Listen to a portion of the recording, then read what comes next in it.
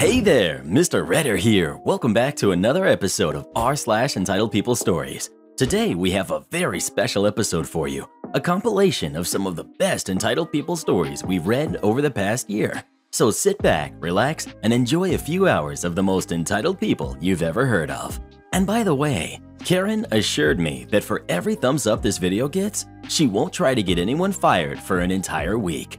So please smash that like button and subscribe and turn on notifications for new stories from Reddit every single day. Karen keeps sneaking in my room, so I set up cameras. For a little backstory, I live with one roommate who used to be a friend. Prior to moving in together, we came up with a roommate agreement together. Within about a week of moving in, she was no longer sticking to the agreement. Within the first few months, she made comments that suggested she was going into my bedroom when I wasn't at home and when I was sleeping. My dog also started acting strange after we moved in. He has always been crated in my room when I am not home, and after moving in, he became scared to come out of his crate and scared to go into the backyard. I hadn't changed anything with him and was worried about what was going on when I wasn't home.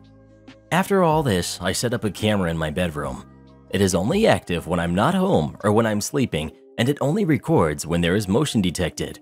My bedroom is at the end of a short hallway. At the entrance to the hallway, I have blackout curtains set up to allow me privacy going from the bedroom to my private bathroom.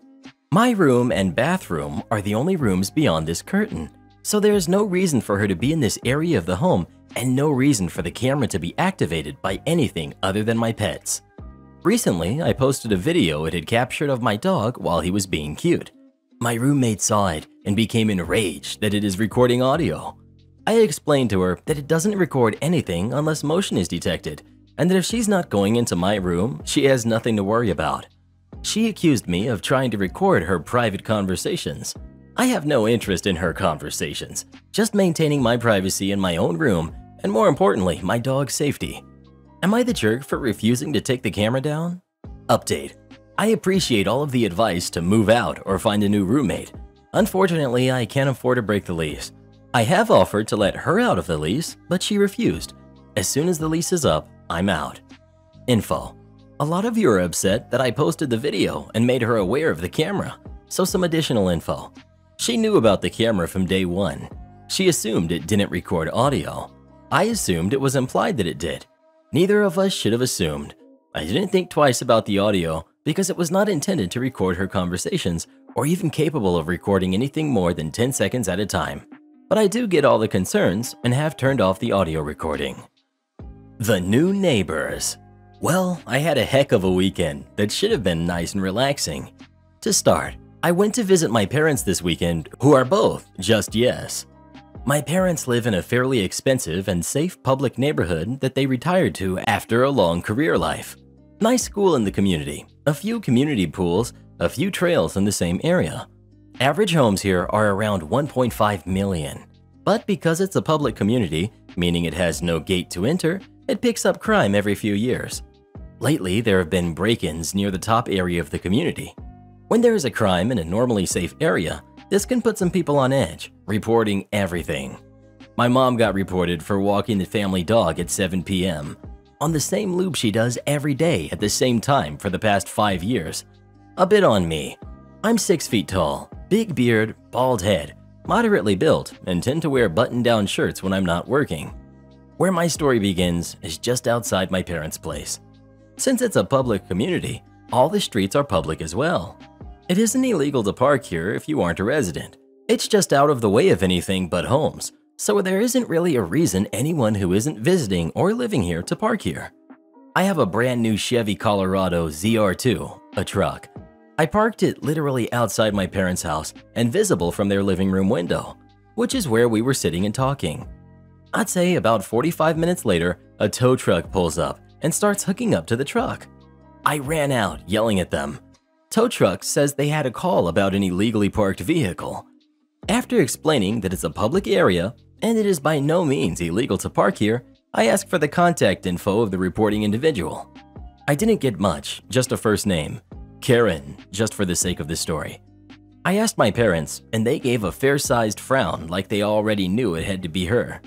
My parents had new neighbors that moved across the street a few months back. I'll save some of their stories for another time. I'd rather not get too sidetracked. I walk over to the house, see various toys and such all over their front side of their house. A bit messy, but I was messy too as a kid. Knock knock. No answer. Ring the buzzer, which is one of the Ring cameras. I then hear a bit of yelling at her kids to stop running around. Now I know she's home, so I just kept ringing the door. As I'm waiting, I notice that she has multiple cameras on me. Important later. She finally answers the door, asks me what I want, in a jerk tone. I say, in a calm voice, because she seemed a bit annoyed already, "Why did you call a tow truck on my vehicle?" Karen: "You shouldn't be parking there. I've never seen you before. It's illegal to park here if you're not a resident. We don't need convicts around here looking for homes to case." Me: "Convicts? What the heck? Why would you think that? This is a public street. I can legally park here anytime I wish. I'm visiting my parents and have a right to park here without being towed. Leave my truck alone, or I'm not even going to elaborate." I walked away. Not 10 minutes later, I looked into the window to see two boys, maybe around 10 years old, egging my truck. I ran outside, grabbed the hose, and sprayed the boys and my truck down. Thank God for a thick wax coat. Guess which house those two boys ran to? I decided to leave it be. I'm leaving in 30 minutes anyways. 15 minutes later, a police officer walks in front of our door. I open and talk with the officer. "Is that your truck?" Me: "Yes, it is, officer."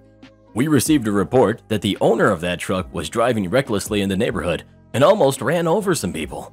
After getting out of the vehicle, he yelled at the kids and proceeded to hose them down with a strong water hose." Me: "Officer, that's a heck of a story. Would you be interested in coming into my parents' home, and we'll pull up the cameras while I explain my side of the story?" Officer accepted, and we entered the house. While we viewed my parents' cameras and I explained the sequence leading up to the current, I explained the full conversation I had with Karen, including her insinuating that I was a convict and that I partially made a threat. I apologized that I should have caught myself sooner. I also mentioned the multiple cameras Karen has at her door. Officer: "Thank you for your time. I may be back in a bit after I have a talk with your neighbor." 20 minutes and a bit of yelling in the background later. Officer: "I've talked with the neighbor about her and her kids' actions. Would you be interested in pressing charges for the destruction of property?" Me: "No, officer, they're just kids, likely doing what Karen told them to." "Were you able to check her cameras?" Officer: "All right. No, she denied access. She shouldn't be bothering you again, but if she does, please don't hesitate to call the non-emergency line and ask for myself directly." I left not long after. So far, there hasn't been any retaliation against my parents. I do work here, but not where you think I do, mister. So, this whole thing happened a few days ago. Cast: we've got me, IT intern. We've got other intern, engineering intern. We've got secretary, the newly hired secretary on her second or third day of work, I believe. We've got Mr. Karen, the rude guy. Interesting detail. I am this company's CEO's daughter, but got internship through regular channels and HR, so no one knew it at the beginning. I will also be using present times because, yes. On to the story. So I'm working away with another intern, and I'm in the same office that the secretary works in. We are working on the new production line in the factory, and I'm working out some database kinks. I made that database, and I'm mighty proud of myself. Because the dress code for interns is non-existent, and the company's dress code in general is pretty lax, I'm rocking a pretty blue skirt and elegant black blouse. Also, I'm a blonde girl in her 20s. Suddenly, Mr. Karen barges in and starts to yell at me. I caught only parts of that, but it included a lot of really mean names. It took me a while to piece the whole story together. Apparently, the guy was supposed to sign an important deal with a client, but someone, presumably the new secretary, made a mistake in the client's name, typing it into the file, turning into a bad word. I can't tell you the name, of course, but because of the way the client's name was misspelled, it turned it into a bad word by accident. So, Mr. Karen is shouting at me. The other intern is terrified, and I have no idea who this guy is. I don't work with people outside the production circle, clients, or anything. I just make the apps and databases that hold them. I try to tell him as much, but Mr. Karen's louder than me, and he says I'm in big trouble, lost us a client, and blah blah blah. I kept most of my cool, as I worked in retail for a long while before, So, devils don't scare you anymore if you've been the assistant manager in Heck. He says he's taking me to the CEO. So, naturally, I go to the CEO's office. Mr. Karen comes in, all respectful suddenly, and starts explaining the situation. As he's about halfway through the first sentence, Dad, the CEO, interrupts him and goes, "Wait, let me know what she came to say first. She's working on the line starting on Monday, so everything has to be done today."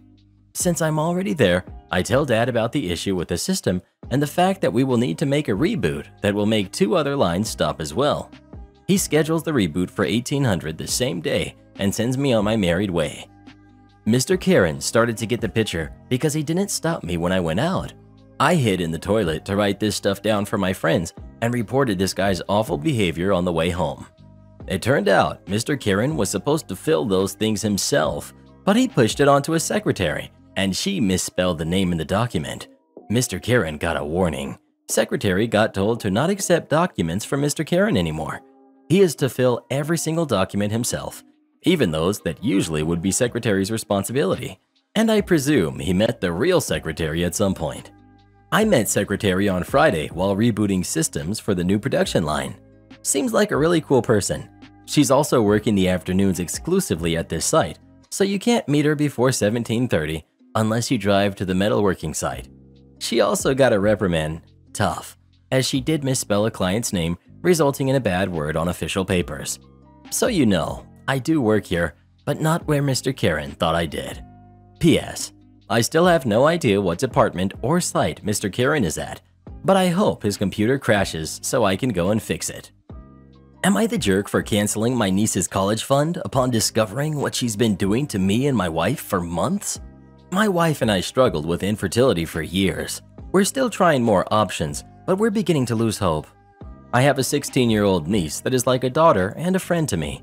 Considering I'm doing well financially, I've decided to take care of her education and start a college fund so that she could attend a college of her choice.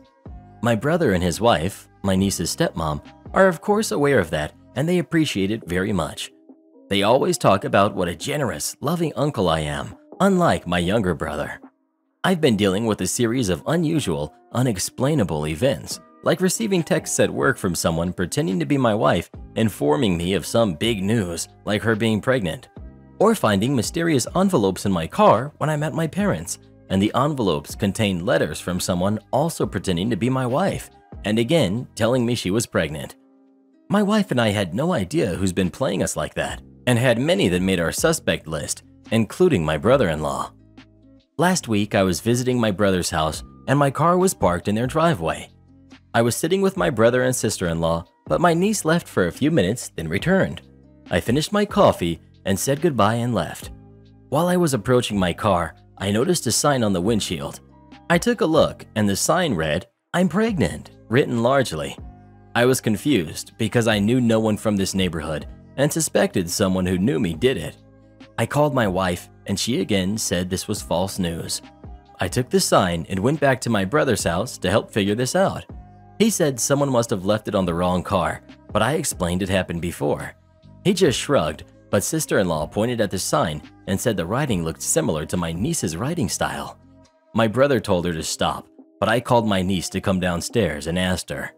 She denied, but got nervous and admitted leaving the sign on my windshield, as well as sending and leaving letters and texts pretending to be my wife, but didn't have ill intent, just did it for some laughs. I blew up, telling her that she was out of line to think mocking me and my wife's suffering and playing us for months was funny. I said I was mad, I was disappointed, and won't ever be looking at her the same. I informed her, my brother, and sister-in-law that I officially canceled the college fund I started for her due to her cruelty and disrespect for us. She broke down, saying she meant no harm or disrespect and was just messing with/teasing me. My brother said I can't actually make this decision based on a small mistake my niece made. He said this is for her future that I was giving up on, and my decision will have a lasting impact. I cut the conversation and left after he tried to talk me out of giving her this harsh punishment. But to me, this was no punishment, just realizing she didn't deserve my hard-earned money. Brother said I exaggerated. He actually thinks punishing her by taking away electronics and having her do work around the house should be enough punishment, not canceling the fund I started for her, But I already told him canceling the fund was not a punishment, but a reaction from me upon finding out what she's been doing for over 2 months. Also, she did apologize profoundly and said she regretted what she did, but still insisted she didn't do it out of hate or ill intention. She loves my wife, and my wife loves her. I'm the closest to her in the whole family from when she was younger, and she always says I'm like a second father to her. You want an email notification of every check-in? Okay, boss. This just happened today. I work as an integrated circuit design engineer. My team is mostly based in the Bay Area, but for some reason, my current project is being headed up on the East Coast. We haven't met the project manager in person, working remote due to lockdown, and it turns out he is a bit more controlling and overbearing than we are used to. Now, chip design isn't the same as software development, but it has some similarities. We use a version control system to check in changes to the design to make sure we can all roll back if there are errors or whatnot. It works great. In order to keep the database manageable, we typically don't check in too often, only when we make a significant change we want others to be able to see. So we would do a few check-ins on average normally. Anyway, this new project manager came down with an edict last month that one of our KPIs, key performance indicators, one of the ways they evaluate our performance, will be how many check-ins we do. Predictably, people have started checking in new versions of their design for every little thing they do, and it has become harder and harder to comprehend how the project is going as the history is all muddled now. The project manager has configured the version control system so he gets an email for every check-in so he can keep tabs on us. During my last one-on-one a few days ago with the project manager, I told him the team didn't want to be evaluated on check-ins anymore because doing too many check-ins is counterproductive, but the guy wouldn't budge. We are getting to the point in the project where we have to start hammering the designs with tests to try and find faults. We do this by generating many thousands of files that have test sequences in them. These are called test vectors. Then we run a program that sends our design random samplings of those test vectors. Anyway, for traceability, we check in these test vector files in the version control system. So this morning I was on Slack with a few team members and we come up with an idea. We usually just make a zip file of the test vectors to check in once, but there is a performance argument we can make to just check them in individually as raw text. So cue the malicious compliance. Project manager wants an email from every check-in? Fine. Project manager wants to evaluate us on number of check-ins? Fine. We wrote a script that makes each team member check in a certain amount of the test vectors, tens of thousands for each of us. This will obliterate both his KPI results and his inbox. Could happen to a nicer bloke. We just launched the script 30 minutes ago. Haven't gotten an email from him yet, presumably because his email inbox has melted down. Edit. He just called my cell. He was surprisingly good-natured about it. He just basically said he got the point, and that was pretty clever. Then he asked some more project-related stuff. Sorry that the outcome didn't have more fireworks, but I don't think we'll be doing tons of check-ins anymore. Victory. Thousands of dollars turned to rocks. Today, we had trucks drop off some concrete and non-treated lumber for the building materials department. I work in this department. Both of these categories of product cannot get wet. If they do, then they cannot be sold or must be sold at a reduced price. The bundles of wood and pallets of concrete are unloaded shortly before I get to work and clock in the afternoon to work a closing shift. So I arrive and all this product is outside. This is normal. I check the weather and we have about 3 hours until rain is forecast. Okay, it will be close, but I can get it done in the time frame. So I begin. I bring inside a few pallets while also helping customers. We are mildly understaffed today. Well, Mr. Manager says the pallets cannot be inside because they block the aisles. This is the issue. We don't have enough employees in my department to work product and help customers. He is correct about policy saying not to block the aisles, but we do this all the time so we can work together on product and help customers. Doing both is part of the job. I wanted a clear answer. My associates and I all want a clear answer. So 30 minutes into me working, it begins to absolutely downpour with crazy lightning, about 2 hours before it was forecast in the weather. So instead of all the product being inside, It was outside, so it would not block the aisles. I normally would not let this happen and just bring it inside and take getting chewed out. But today, I figured if I was going to get chewed out, I was going to get chewed out for following the rules. So product is outside and it's raining sideways. Manager now is not happy. The forklift is also outside and covered in rain, only because he doesn't like it being inside. And half of the lumber and concrete is already toast. He then asked why it was all outside in the rain, and I reminded him about what he told me, and also reminded him about the operating procedures that he was angry with me for not following the previous times I have blocked aisles with product to keep it out of the rain. At this point, 50% of the concrete bags are saturated through and begin to harden into just big rocks. And all of the MDF and particle board is blistering and falling apart. So he gets to explain why the store had a couple thousand in markdowns today to his boss. And his boss likes me, so I doubt any of this will ever come back to bite me. Feels good. Am I the jerk for saying I don't want to do gifts anymore with my family because they come with conditions that I only find out about later? My parents have a habit of giving a gift and then later adding conditions on. I'll give a couple examples. I got a gift card for the mall at Christmas, thought it was just a gift. But then, weeks later, after I had made plans of how to spend the money, sports gear, my parents said the first thing I needed to buy was school supplies for the spring. Then I could use the rest on fun stuff. Then after that, I'd need to buy clothes for school to replace the clothes I thought were fine, but then I could spend the rest on myself. After they made me buy all that, nothing was left. I felt like all I got for Christmas was the hassle of being made to go out and buy things I don't want. When I get gifts for my birthday, my parents held it over my head, like to say that on a family vacation, I'd be the childcare for my siblings' nieces and nephews, or else they'd take back the phone and hockey gear I got as a gift. When I asked for money for a school trip, my parents gave it to me, but then told me a month later that I had to miss a game to help my dad with housework, to repay them for paying for the trip. I find it frustrating when a gift comes with secret conditions that I don't find out about until weeks or months later. It feels less like a gift and more like a favor to call in later, or something to hold over my head. So when my birthday was coming up this year, my mom asked me what I wanted, and I said I'd rather skip gifts with the family.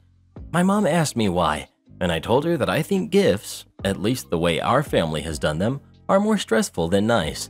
It seems like they treat gifts as something with conditions, but aren't clear what those conditions are when they're offering a gift. So then it feels like signing a contract that I wasn't allowed to read when I accept a gift. I have no idea what I'll owe, and for the next few weeks or months, I'll be waiting for the other shoe to drop. I told her I'd rather skip the family part and the gift giving and just do something chill with my friends. My mom was upset with me for saying stuff about tradition and how she doesn't do that, and that I was cherry-picking frustrations when most gifts aren't like that. I said that I felt like it was more often than not. She told my dad about the conversation, and he was really upset with me, saying I was being ungrateful and that when I was living under his roof, there were going to be conditions. I can't just go and do whatever I want whenever. I said okay, but I'd rather not have those conditions be linked to gift giving and holidays because it makes holidays an unpleasant time for me, and that he can have rules, but he can't make anyone take a gift if they've decided they don't want to accept gifts. I was grounded for talking back like that. Am I the jerk for having told my parents no birthday gifts? Am I the jerk for making my daughter, who's 17, move her cat's litter boxes into her bedroom? A few months ago, my daughter finally convinced my husband and I to let her get a cat. 3 cats specifically. They were kittens together and came as a package, and she said she really wanted them. We've only ever had a dog, but we're willing to give this a try as long as she promised to take care of them. In most respects, she's done a decent job. She always feeds the cats on time, plays with them every day, and seems to get along with them really well. The only problem has been the litter box. We honestly never expected this to be an issue when it came to cats, since our daughter takes the dog for walks all the time and has never complained about picking up doggy doo, even in the most unpleasant of circumstances, but she absolutely hates cleaning the litter box. When I asked her why, she said that it smells absolutely nothing like doggy doo, and it's far worse, more nauseating smell, which does seem to be true. The vet told us everything was normal and even a couple cat-owning friends who have been over said that it smells exactly like any other cat they've come across, and nothing's wrong. Recently, my daughter started forgetting to clean the litter box, and that smell fills the house impressively quickly when unattended. I cut her some slack and chalked it up to her busy schedule, and often found myself having to clean it, but it became more of a regular occurrence. Finally, I overheard her on a conversation with her boyfriend where she admitted that she had been forgetting on purpose for a few weeks to try and get out of the chore, and I decided enough was enough.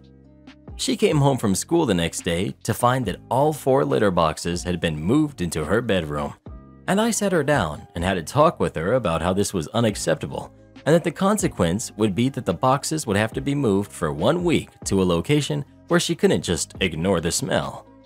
I was surprised by how strong her reaction to this was. She got really angry and then started begging me not to make her do that, and how it was such a cruel punishment and that she had learned her lesson and would clean it from now on.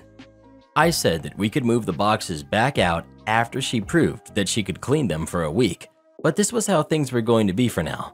I also told her that she's not grounded to her room, but she will have to sleep in there. No sleeping on the couch to avoid it.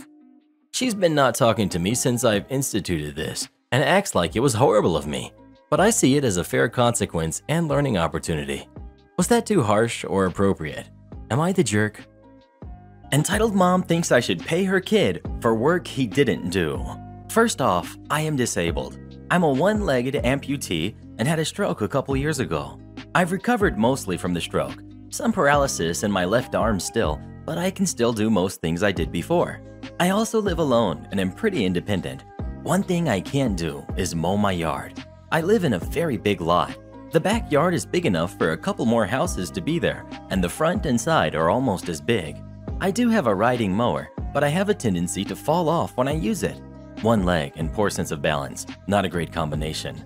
A neighbor's teenage son would mow it for me once a week for $50. He graduated and went into the military, so I had to find someone new this year. I have a friend who will mow for me for free, but I don't like to impose on him, and I figure most teens could use an extra $50. Last year, some new neighbors moved in, consisting of a mother in her early 40s and her 2 sons.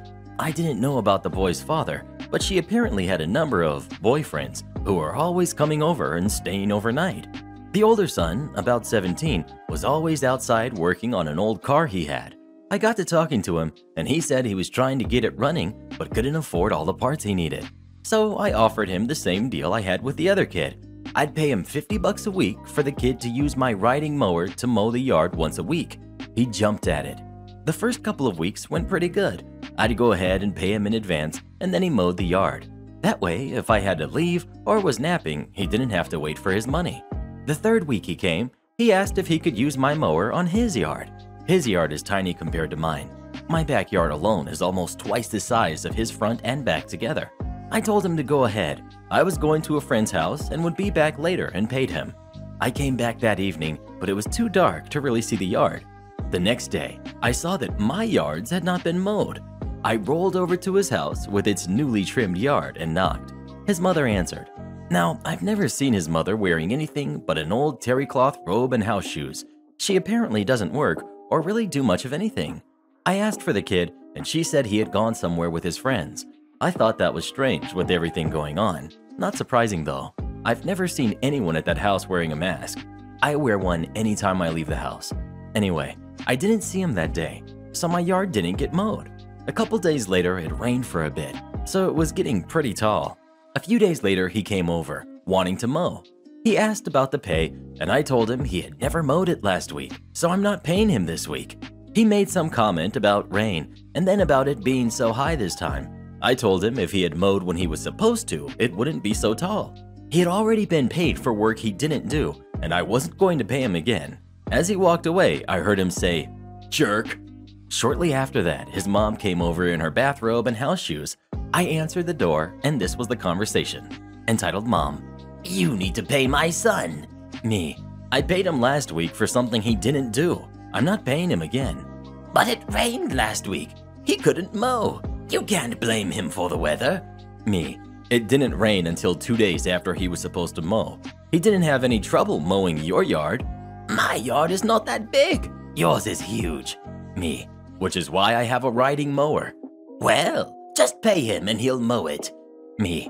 He still hasn't mowed it after the last time I paid him. Well, I won't let him mow it unless you pay him. Then what will you do? I have a friend who will mow it for free. I was really just helping your son out. Entitled Mom sneering at me. You're just a cripple. You don't have friends. Me. Yeah, I'm a cripple, but I guarantee I have more friends than some lazy, bloated jerk like you.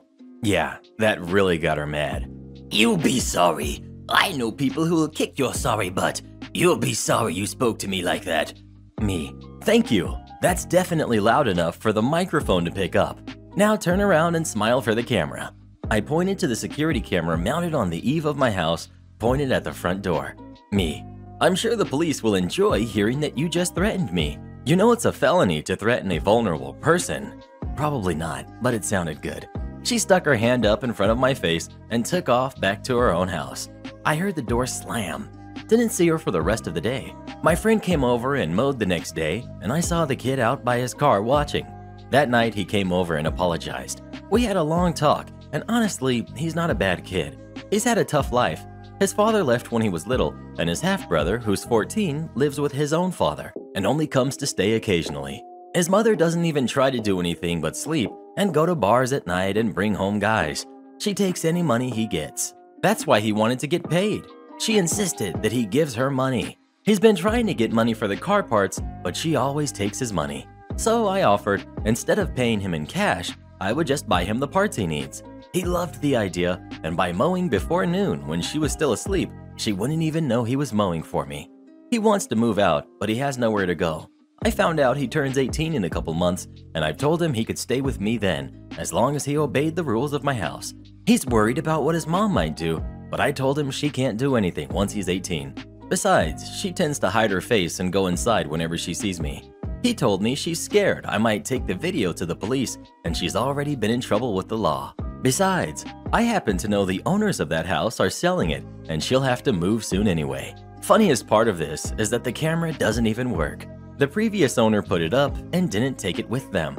I just never took it down and have never even messed with it. Karen thinks she doesn't have to get a job because of her anxiety. Expects us to pay her way while she does nothing. My friends and I are all moving out of our parents' houses into an apartment September 8th. There are 4 of us. The apartment is about 2 hours away from where we currently live and is near our college.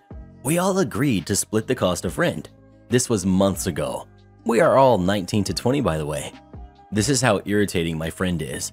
She has really bad driving anxiety and doesn't have a job. She has been sitting at home all summer doing nothing. She applied for a job at the beginning of July to a place down the street from the apartment. Her mom drove her to that interview and back.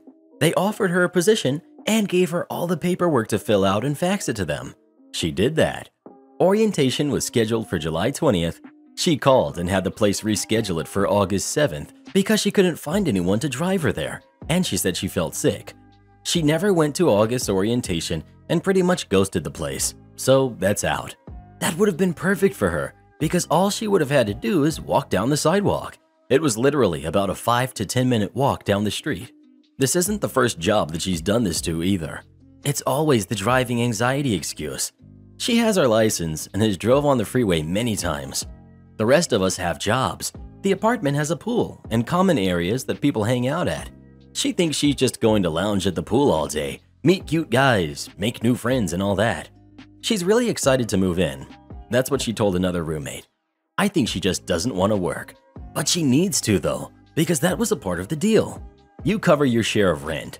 If she can't pay for her share of the rent, then she can't stay with us. End of story. I thought the group was on board with that. I mean, she's had all summer to find a job, and she keeps ghosting the ones that want to hire her because she has to drive to them. Pretty soon, it's going to be time to move in. And it's like, if you think you're just going to sit in the apartment all day, taking online classes and then lounge by the pool, you are sadly mistaken. The rest of the group would love to do that, but we need money to survive. We told her she's gonna have to get over her driving anxiety and find a job, or figure out a way to get money. She got mad and started yelling at us, saying we don't understand, and it's not that easy to get a job. We have even tried to help her apply for jobs, and she screamed, "I don't need your help. I'll figure it out myself. I know her parents aren't willing to pay for her monthly rent, and boy, are they eager for her to move out. Probably because she mouths off to them constantly. My one roommate thinks we should cover September's rent for her, and maybe she will find a job once she's in the area. I'm not too hopeful on that. I think if she isn't working somewhere by September 1st, then she can't move in. End of story. But that's just me. According to another roommate, I'm being too harsh and unsympathetic towards her. I should be willing to give her a chance to get a job before saying she can't live with us. What would you do in this situation? Would you let her move in with you or not? Please let us know. If I were OP, I might reconsider moving in with this group of friends. Entitled parent loses it and stops a woman on crutches from getting in the elevator. So him, 20, was in Primark at the time, which is a well-known clothing outlet in the UK for people who can't afford to fork out on big clothing brands. I was wandering around the men's section on the second floor, where there's a busy escalator one side of the shop and a lift on the other. As I got closer to the lifts, I heard raised voices and went over to look because I'm nosy. There was a woman in her mid-20s standing in the open lift. She had a kid in a pram with her. Let's call her Karen. In the doorway of the lift, there was an older woman around 50 who clearly had an issue with her leg and was using crutches and one of those boots they use for stuff like a broken leg. Let's call her Jane. With Jane was a younger man, maybe in his late 20s, but I'm not sure he said anything during the entire encounter. So Karen was in the lift, with her pram angled to stop Jane from getting into the lift, which is definitely big enough for more than 3 people in a pram. In a raised voice, she was telling Jane, "I'm claustrophobic. I can't have anyone in the lift with me." Jane was asking if Karen would please just let her into the very big lift so that she didn't have to wait for it to go and come back. Karen wasn't having it and just kept repeating, "I'm claustrophobic," over and over, telling Jane to use the escalator instead. Jane gestured towards her leg and her crutches and asked whether Karen did this in all lifts because there was no way she could get away with doing that every time someone got into a lift with her. When Jane started calling Karen out on this, Karen's story quickly changed to, "With everything going on, I'm worried about getting sick," she said without having a mask on to a lady who was wearing a mask whilst stood in an extremely busy shop. By this point, it would have been quicker for them to go down and send the lift back up one at a time. Karen started shouting, "How do I know you're not sick?" And Jane just responded with a very calm, "How do I know you're not sick?" So Jane yelled, "How do I know your leg is actually broken?" Weird turn, lady. By this point, there were around 10 people, including me, pretending to look through clothes racks while we all stared at what was going on. It's rude to stare, so you have to be polite when watching the drama. Finally, about 3 different staff members appeared, about 5 minutes after the commotion started, and asked the ladies to take 2 separate lift trips. They let Karen go down first because she was already in the lift. Shame. I heard Jane saying to Karen as she left and to the staff members, "This is how it's going to be for a long time. She needs to get used to it." I imagine relating to lockdown and sharing spaces again. I wish something more was done, but people kick off so much around here that you kind of just want them to get what they want and leave ASAP.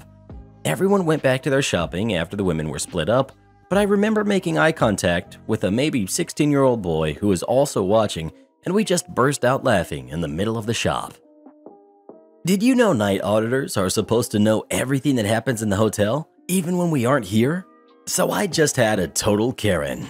She walked in the front door and went to the elevator only to return a few minutes later. Said she requested stayover service for today, and the only thing done in the room was the bed was made. Now remember this, because it comes up later. I apologized to her and immediately checked the housekeeping stayover log. Nope, no service was requested for her room today. I relay this to her and tell her that under lockdown protocols, she has to request service when she's adamant that she did and knows someone was in her room because they also took the cash tip that she left for the housekeeper, but the housekeeper didn't do anything other than make the bed, according to her. I tell her that since she wasn't on the log for the day, there's no way housekeeping would have even gone into the room because our housekeeping managers make the boards for departures only and then check the log and handwrite the stayover rooms on the boards. She knows she only needs new towels and an extra pillow, so I go get those for her and come back. She's still pretty peeved and asks for a manager's card. I hand her the AGM's card because we always give out his card over the GM for stuff like this. We only give out the GM's card for super huge problems, and this wasn't a super huge problem in my opinion. She then said, "You don't have a general manager?" So I tell her that we do and hand her his card, which has the same info, just different names. She seems satisfied and leaves. 2 minutes later, she's calling me, screaming at me because someone was in her room. "Someone was in my room. The money I left is gone. My bedding is all over the floor, not even on the bed, and my sheets are all wrinkled, crumpled up mess, and I'm on vacation. I want to know who was in my room while I was gone. This is totally unacceptable. I can't believe you would let somebody into my room to steal from me." I asked her politely to stop screaming at me, because what good is it doing besides upsetting me and making my headache I've had for 2 days from wildfire smoke worse? I tell her to start over and tell me what apparently was stolen. She again says the money she left on the counter for the housekeeper wasn't there and no service was done to her room, but clearly someone was in the room because the money is gone. I tell her again that she wasn't on the stayover log for service for today, so there's no way housekeeping would have even gone into the room. Then it hit me. She just said the bed wasn't made. How could the bed be made when she came to the desk, but now all the bedding is on the floor when she called me 2 minutes later? "Karen, your room wasn't serviced because you didn't request it, and you're yelling and screaming at me to justify your own mistake?" She then starts making demands out of me. Wants to know who was in the room. Wants me to call and wake up a manager and have them come to the hotel and talk to her about this now. Wants to know why I don't know what housekeepers were working. Wants to see housekeeping boards for the day. Wants me to find a key log for her room and see what keys were used on the lock. She wouldn't stop yelling and screaming at me over something I literally had no control over. I finally started yelling back to get her to shut up long enough for me to speak so she could hear me. I told her that I am the night auditor. From 11 p.m. to 7 a.m. is when I work, and everything that happens from 7 a.m. to 11 p.m. is a mystery to me, unless it was important enough to be added to the pass-on log. Housekeeping info is never in the pass, or unless there was a problem, which is rare. I told her I don't even know who our housekeepers are. I could pass all of them on the street and not even know who they are because they start coming in at 8 to 8:30 a.m., long after I've left. She's not letting up on the screaming and said that the bed is so gross and dirty looking that she doesn't even want to sleep on it. So I tell her she has two options. Wait to discuss this with management in the morning, or I can move her rooms, both of which she declined. She insisted that a manager call her right now. Tell her I can call, but they probably won't answer due to it being almost midnight at this point. That wasn't good enough for her, so the yelling continues. Now I'm beyond ticked off and tell her if she doesn't stop yelling at me over this, then I would call the police and have her removed. Oh, this set her off even more. "Now you're threatening me? You are literally threatening me? I'm going to call corporate and make sure you get fired for threatening a guest. And I'm a shiny metal loyalty member. You can't do that to me, and I'm going to demand all my money back." I explained that I can call the police and have whoever removed if I feel they are disruptive to either myself or my guests, and that every member of the management team will back me up 110% on my decisions to call the police department for problem guests. She was yelling so loud, and our walls are pretty thin. I know someone nearby had to have heard her ranting on the phone to me. I've had her folio pulled up on my screen since the start of her chaos. She's here 2 nights, tonight being the second, so I'm pretty certain, given her loyalty status, that she assumed we resumed normal stayover service and is trying to blame me for her being dumb and forgetting to request service when it was discussed with her at check-in. The second part about her last rant was she wants her money back. Karen, you're here on points. You aren't even paying for anything. And after this, I'm making sure my boss doesn't refund you your points for disrespecting a member of the staff the way you did. Also, you might want to check with your husband about your missing tip money because he went up to the room 5 minutes before you walked through the front door. I called my AGM and felt horrible for calling him and waking him up and explained what Karen's demands were. He laughed about her demands and said he wasn't going to call her tonight and would be more than happy to speak with her in the morning when he comes in, and told me to not hesitate to remove her if she keeps yelling and screaming at me again. It's been an hour and a half and I haven't heard a peep out of her, praying that I'm able to get out of here before she comes to speak with my AGM because I'm not going to be nice to her if I see her face again. Update. I received several texts this afternoon after I awoke from my drunken slumber. Yes, I went home and drank at 7 a.m. because this lady had me in tears after this. The lady called the AGM and gave her side. Apparently what happened was she waited until 5 p.m., long after housekeeping had left for the day, to request service. And by service, all she said was she wanted the bed made. We have a PM house person who is literally only here to keep public spaces like the lobby clean, handle guest requests like bring extra towels and toiletries to rooms, and to sanitize the gym and the pool after each use. We have our pool and gym on a reservation status, so they have to be sanitized once an hour. The house person is a part of the housekeeping team, but is not trained in cleaning the rooms, let alone trained on how to do a stayover service. So when Karen came to the desk on her way out the door to attend a concert, she briefly stopped by the desk and asked the PM shift agent to have the bed made in her room. That was all. Just the bed, and said she left a cash tip. So there really was money involved. What happened was the PM desk agent tried to tell her that there was no housekeeping service available, but Karen was short with the PM agent and cut her off and said she didn't need everything, just the bed, and then left abruptly, so the PM agent tasked the house person with making the bed. Well, the house person, as I said, is not trained to make beds, and so the house person did the best they could, which really was just pulling the duvet and top sheet up to the pillows and smoothed out the duvet and made the bed look as nice as they could. House person took the tip money and left the room. So Karen assumed by asking for the bed being made, she was getting full stayover service, and when she came back to the hotel at 11:30, was upset because the only service she got was exactly what she had asked for, the bed to be made. My AGM said she was nice to him on the phone and even admitted she got a little out of line with me. A little is a big understatement. This lady had me ready to quit hospitality altogether because of her screaming.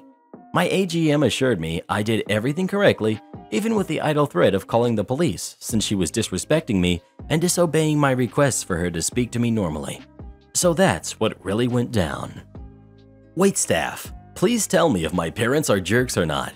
Servers, please let me know your thoughts because this is causing a lot of family strife. 4 people in the family, 1 that is in a wheelchair, 1 that uses a cane, and 2 non-disabled family members. We all go out to eat as a family a couple of times a month in fancy restaurants, chain restaurants, and local restaurants. Here's some behavior that truly bothers me about how my parents act to waitstaff. 1. My mother's tone is smarmy, and she appears to think everyone is an idiot. Example, we were out for Father's Day at a chain restaurant, and the server we had was new. My mother is very particular about her food and drink, i.e., I want my bacon crisp or I will send it back. One time I said to her, do you think anyone wants their bacon not crisp? There's no reason to point that out to a person when she's not even cooking the food. She got iced tea, but didn't feel she had enough ice or enough lemon. She asked the waiter at least 5 times, where is that extra ice and where is my lemon? The poor guy kept saying we ran out of lemon, but we're getting more and I will bring it out to you as soon as possible. He finally came out with a big cup of ice and with a whole coffee cup full of lemon slices, at which point my mother said, well, we're almost done with our meal, so I don't need it now. 2. It is difficult with a disabled person in a wheelchair dining out. First, the difficulty of where to put the wheelchair where it's out of the main path of traffic. My mother does not like that and feels we should be able to sit wherever we want to sit. If there's even the least little bit of something like sunlight shining in on someone's face or a draft, she will insist that we be moved to somewhere else of her choosing. 3. There are many people who are not comfortable with disabled people, especially those who are profoundly disabled and may not be able to speak clearly. When waitstaff takes our order, my mother insists that whoever it is come right over to my brother in his wheelchair and attempt to figure out what he is saying that he wants to eat. Example, we went to a very fancy restaurant last weekend. The waiter was a very nice man, and I was standing between my mother and father as he was taking everyone's order. As I said, my mother is very particular about her food and wanted dressing on the side for her salad. When the waiter didn't say, to her immediately after she said she wanted her dressing on the side, she said, are you paying attention? He said, ma'am, I'm writing this down. When it was time for my brother's order, he was still standing in the same place, and she said, why don't you go over there and ask him what he wants? because you're not going to be able to hear it from here. Guess what? Unless you are familiar with him and how he speaks, no one's going to be able to hear him. Instead of just telling the waiter what he wants and letting the poor waiter get on with his job, she has to basically make him stand there trying to understand my brother, and a lot of times looking very uncomfortable. I feel like the man's doing his job, and he doesn't need to be made to feel uncomfortable because of how my mother wants to act. 4. Tipping. Neither of my parents have ever worked in retail of any type, not to say any type of restaurant either. They believe 15% is a great tip no matter what. I cannot tell you the amount of arguments we get into over this. At the same fancy restaurant referenced above, our waiter got hung up trying to cash out our order. I could see him, so I knew he was waiting for some of the people in front of him to get finished. My mother says loudly, "Every extra minute this takes, your tip is going down." This man had been an excellent waiter. I said he is back there trying to get the ticket, and there are people in front of him who are also trying to cash out their customers. That means absolutely nothing to her. I would say 95% of the time, I add at least $5 to $10 to the tip, just because I'm so embarrassed, not only at their cheapness, but at their general behavior. I work 2 jobs, and I understand what it's like to work for a living. I've tried to explain to them that tips are vitally important, and that when you don't tip, that's basically stealing out of your own waiter's pocket. My dad has said before, I don't really care about that. That's not my problem if the restaurant owner doesn't want to pay them. Thoughts? And I apologize to every single person who's ever waited on us. I told both my parents, if I waited on you and you acted to me like you act to everybody else, I'd throw the food in your face. Neighbor complained to the HOA about my yard. So, I have a Karen for a neighbor. She's a grumpy old jerk with a live-in son in his 40s and no other family or friends. And when I say she's a Karen, we're talking to the point that she came into my property to yell at our landscaper about a boulder he was installing on our property. Something about believing it would fall over onto more of our property. A few months after we moved in, we receive a letter from the HOA saying they had received complaints and asking that we make sure we're mowing, watering, and maintaining. I chalked it up to moving into a nicer neighborhood and made an effort to mow twice a week instead of my normal ones. Added a little time to the sprinklers and figured all was good. Apparently, it was not all good, as we received another letter stating the complaints had continued and the HOA wanted to talk with us to see what the problem was. I should note, we had just moved in not that long ago and hadn't landscaped the back yet, so we were letting our dogs pee on the front at night, which led to the inevitable patches of bright green grass that grow stupid fast. Now, I'll freely admit, I don't keep my yard to the level of some of my neighbors, but it was in perfectly good shape outside some green spots in an otherwise average-looking yard, and I do my best to keep things mowed and looking decent. Turns out, Grumpy Jerk had taken real offense to this and started complaining to the HOA. The hearing ended up being mostly incoherent rambling, but the bottom line was she didn't like how our lawn looked with the green spots. While the HOA agreed this was not her business and definitely not theirs, I decided she was right and we should stop letting our dogs out in the front to pee, as I also don't like the green spots. Now I put them on the leash and let them do their business in her yard, red tree lawn. And I'm clearly not the only one, as her entire yard is now covered in pee spots and dead spots on her actual lawn, which my dogs don't step on. I'm pretty sure she's complained about everyone with a dog, and now the entire neighborhood takes their dogs to her yard. The best part? She actually does a crappy job taking care of her own lawn. Weeds and crabgrass everywhere. She just waters it almost non-stop. So today I got to report her to the HOA for her yard looking like total crap. If it were any other house, there are much worse, I wouldn't care at all. But this lady wanted lawns without spots, so I'm just doing my part to enforce her rules. Edit. To everyone hating on HOAs, they're hit and miss for sure. But in this case, they didn't do anything but tell me someone complained, and then told her I wasn't violating any rules and they weren't going to be involved. Also, HOAs are often surprisingly easy to take over. You just have to skip your whining about how terrible they are and do the work instead. If the HOA is that bad, talk to some neighbors, tell them you're going to run for the board and get them to vote for you. Then help others do the same. And remember what you hated about the previous board. Be forewarned, everyone finds a reason to complain. No one is willing to help out. Am I the jerk for turning a family vacation home into an Airbnb and charging my cousin to have her wedding there? Some background. My grandparents owned a 4-bedroom lake house with about an acre of land for about 25 years. Through the years, they've hosted many family events and people visited often to get a free getaway. Last year, they wanted to move into a nice old folks home that's basically a resort. To do that and finance the rest of the years, they sold their main condo and put this one up for sale. I bought it at what was a fair rate at the time. It has since gone up in value about 25% due to the recent housing surge. I just finished with some renovations and officially got it listed on Airbnb as a side hustle. This summer, I've gotten lots of requests from family to visit, and I've said no because it's being renovated. I also told them that I intend to use it as an income source, not a family vacation home. I got some pushback, but held firm. Well, now my cousin just got engaged and they want to plan a May 2022 wedding on a specific day that has significance to them. This will end up being over Memorial Day weekend. My cousin Jean called me and asked if they could have it at the lake house since there's so much land for an outdoor wedding, and she and her fiance met there years ago. His family is friends with our family. I told her that I anticipate renting it out that weekend and that she can have first dibs for the days needed and sent her the link to reserve it.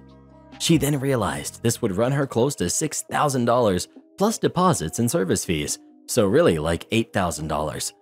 She flipped out, saying that this is a family event and a family house, so I shouldn't charge. She then said it should be like my wedding gift. I told her, Jean, my wedding was 3 years ago and you got me a set of knives, which I do like. It's not really fair to say I should be giving you basically $6,000.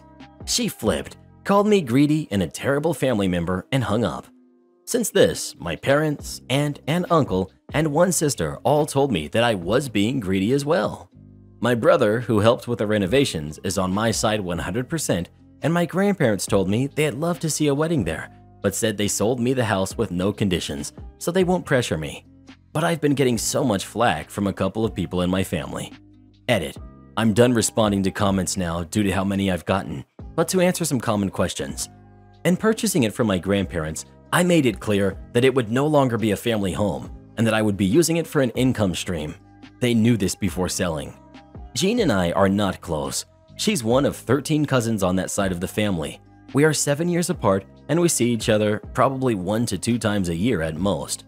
Part of my thinking for charging is that I don't want my place to turn into the de facto family spot. It was not cheap and I had to take out a mortgage to pay for it. For people not from the US, Memorial Day weekend is probably the most popular weekend for pool parties and lake house rentals, etc. It's literally the most valuable weekend to own a lake house. I told her I'd give her first dibs on it before opening it up to anyone, but it will easily get rented that weekend otherwise. The current price that people have called ridiculous is based off what the surrounding places of this size are going for. Since listing at that rate, it has been getting booked up super fast, and I've been encouraged to raise the rate. It is not overpriced for its market at all. What I would charge is actually less than what the average venue would charge for the amount of guests she wants. She'd be saving about 40% from what a traditional venue would charge. I would also only charge the normal rate, not the holiday rate that Airbnb told me I should, and would for anyone else. So that is effectively a 30% discount off the bat. My Karen sister demands to be my realtor. I am a real estate flipper. Early on in my career, I met up with Tina, a realtor of 25 plus years who showed me a home that I ended up not buying. We weirdly hit it off as a sort of mom/daughter vibe. She's about 30 years older than me, and I'm the same age as her daughter, and became sort of a mentor/mentee situation.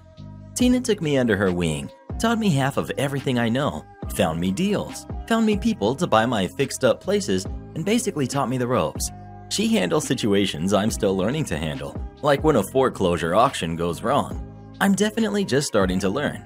Tina is very experienced. The problem: my younger sister, Penny, 26, female, is about to get her real estate license. We were having dinner with our dad, and our dad says to me how great it's going to be when Penny and I are working together. I gave him a confused look. Penny then piped up that once she got her license, she'd be handling all of my flips, purchases, and sales, Because she is family. I told her that if I was looking for my own house, sure, I would go with her.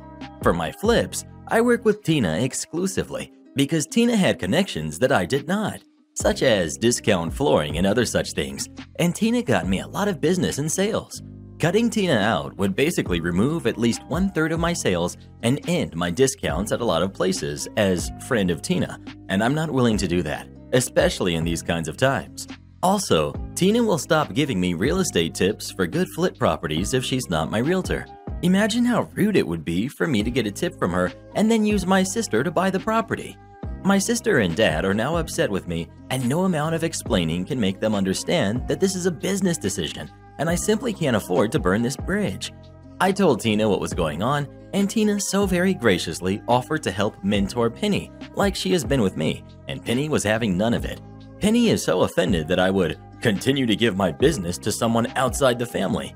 I think I've done more than enough to help my sister here, but my father and sister think I'm the jerk. I feel like I might be the jerk because you are supposed to prioritize family, but then again, I feel like it's unreasonable for me to take a huge pay cut and loss of all my resources just so my sister can get sales, which again will be fewer due to Tina's clients not buying them. So, am I the jerk for not hiring my sister to replace Tina? Update. Plot twist. Working with me was not Penny's idea. Our father told her, of course I would hire her when she was out of school. We're family.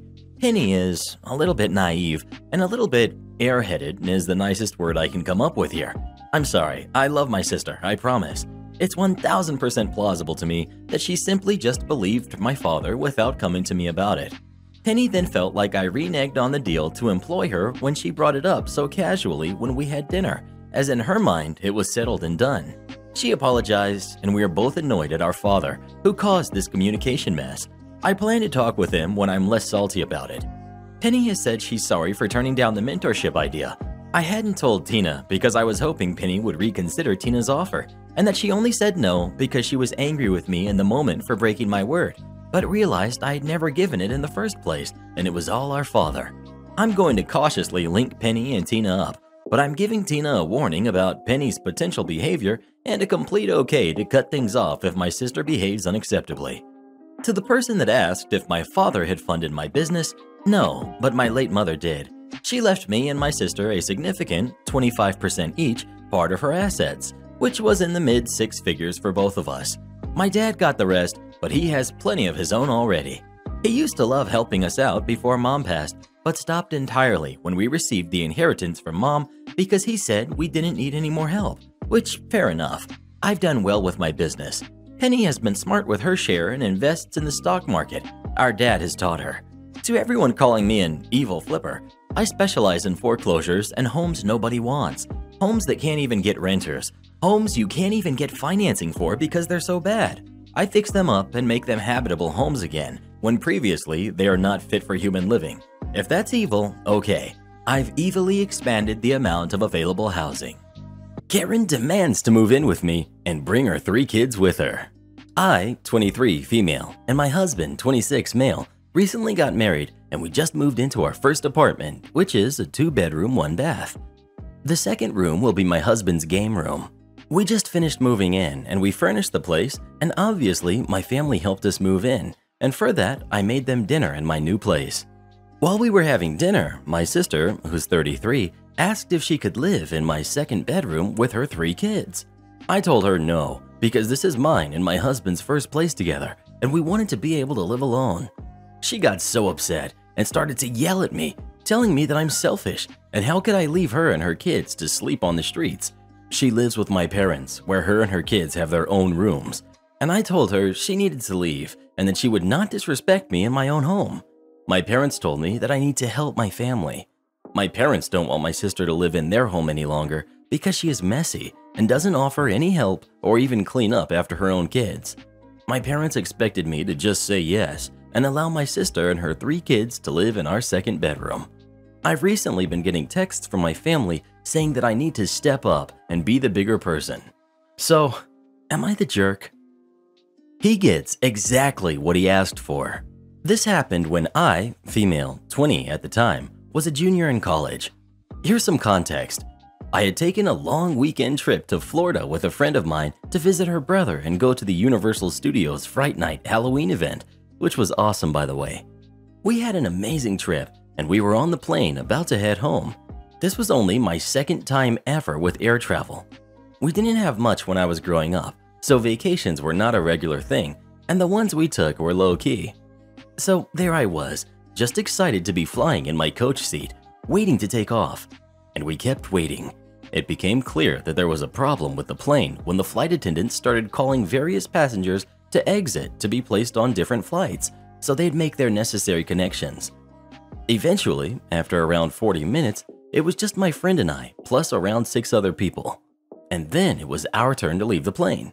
We were sort of near the end of the group, tromping back out into the waiting area. One couple, probably in their mid-50s, had stormed up ahead of us, and by the time my friend and I emerged from the gate entrance, the rude husband was already berating the pair of attendants, who, to their credit, remained poised and calm. They tried to reassure him, but he was talking over them. "This is unacceptable. You better get me the same seats we had on that flight." He had the first row in coach, the one with no seats in front of it, and therefore the extra leg room. By then, the rest of us had gathered around, and the attendants began addressing the whole group, offering reassurance, filling us in that there was a critical problem with the plane, which made me very glad for the change despite the inconvenience. The rude husband was going off through all of this, and when the attendants left to make arrangements for us all, he and his wife sat there and he continued his commentary to his poor wife. "Unacceptable. How dare they? They better have the same seats." And so on. Shortly after, the attendants returned and the man practically rushed them. "I demand you make this right." The attendant smiled and said, "You guys are all set, sir." And she smiled at him specifically. "I'm very happy to tell you that we have a flight leaving shortly and we were able to get you and your wife the exact same seats as you had booked on this previous flight." Rude husband. "I should hope so. That's the least you can do." And he huffily returns to his seat. Meanwhile, the rest of us are just waiting. The attendant then turns to us and she says, "And I'm happy to let everyone else know that you'll all be flying first class with us today." Rude husband was furious and immediately jumped up to demand why they weren't flying first class while the rest of us just sat there in a state of stunned glee. The attendant just informed the man that she had given him his request and didn't stick around for more of his treatment. The wait wasn't long, and soon my friend and I were boarded into the Unicorn, fabled place that is first class. As a poor air travel newbie, it was like some fantasy land. Huge seats, real hot washcloths, and though we weren't old enough to partake in the free cocktail, we did get to choose from a basket of distinctive Pepperidge Farm cookies. And the food, we got a whole meal, which was truly delicious, with real crystal salt and pepper shakers at each place setting and actual metal cutlery. Meanwhile, rude husband is irate. My friend and I were in the last row of first class, which only had around 8 seats, and we could hear him going off on the coach attendants, going off on how those "Kids don't deserve first class," and how they "should have gotten them. We're older." They should be respected, not some kids. Someone else who was in first, not from our original plane, caught on and was quite tickled with the man's ire. Then the best part of all happened. The flight attendant in our section overheard rude husband's tirade with language specifically directed at my friend and me. "Who do these kids think they are?" As unworthy of the honor he should have been granted. The attendant shook his head and addressed me and my friend. "I'm sorry about that. Let me take care of this for you." And he closed the curtain to the coach cabin. Rude husband realized what was happening, which makes it even better. I got one last look at his red, irate face before he was gone forever. It was glorious. Am I the jerk for not paying 50% of the rent? I moved in with my boyfriend 4 months ago, and we agreed that I would pay half of the rent and utilities.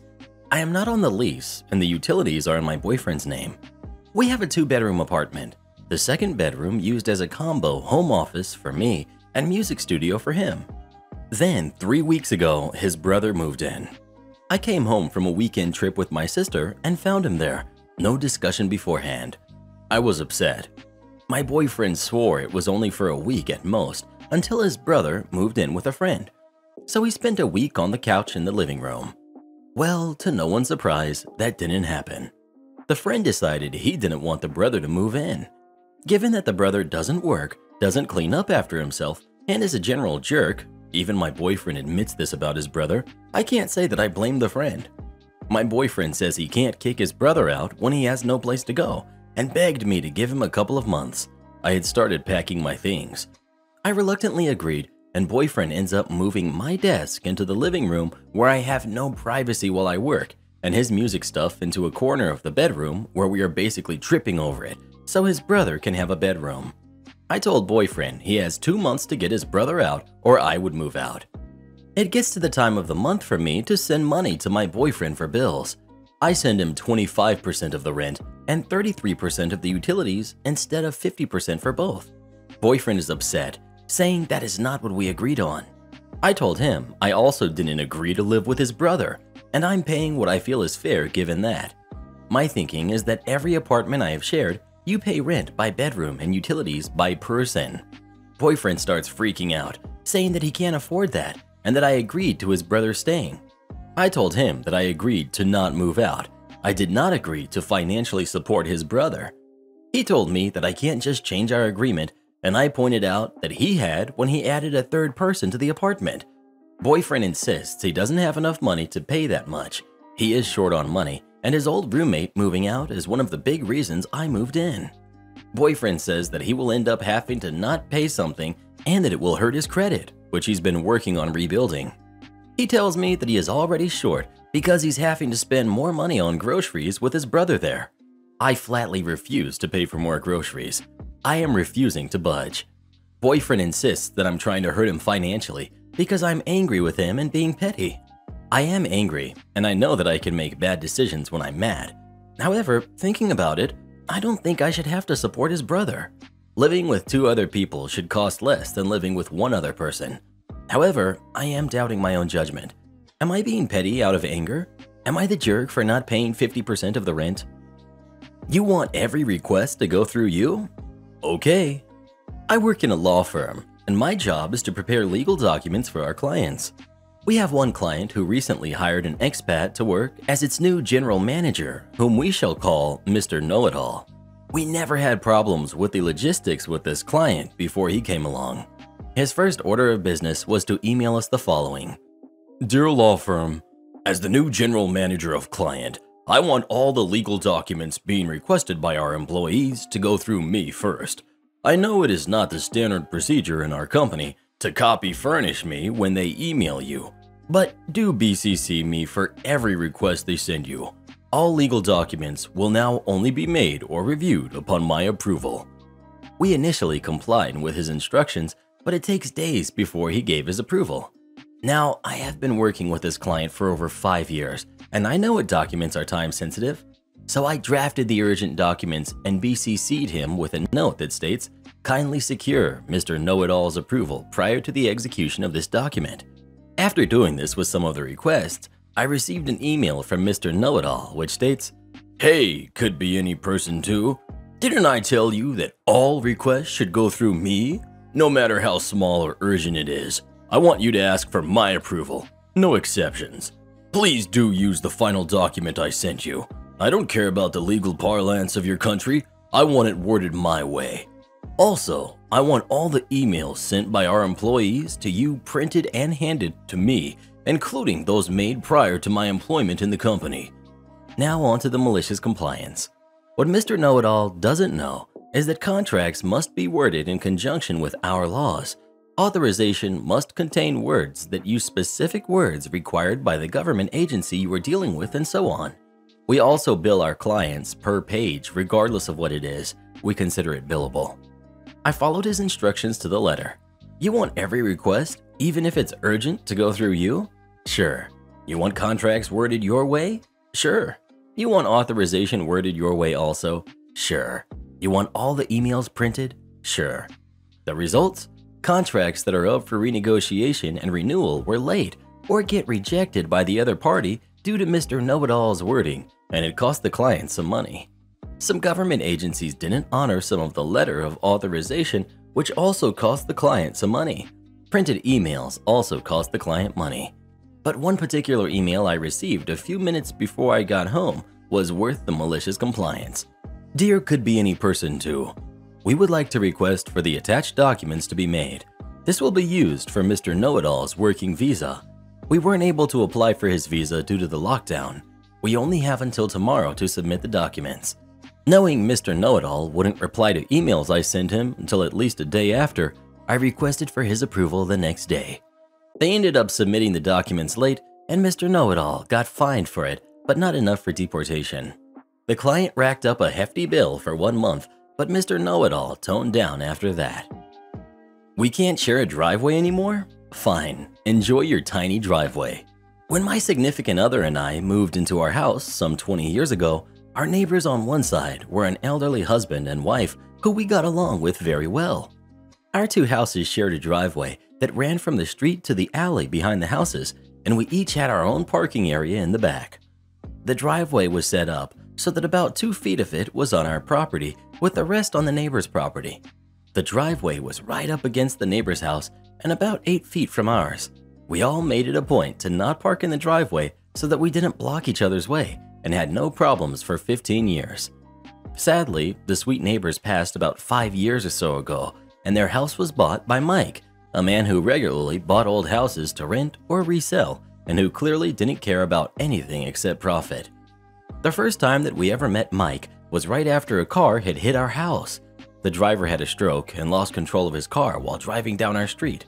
The front of his car was actually inside of our house. So here we are, freaking out because a car is literally sticking out of our house, surrounded by a crowd of onlookers, police, and emergency workers, when Mike saunters over and introduces himself by saying that the whole driveway plus part of our garage are on his property.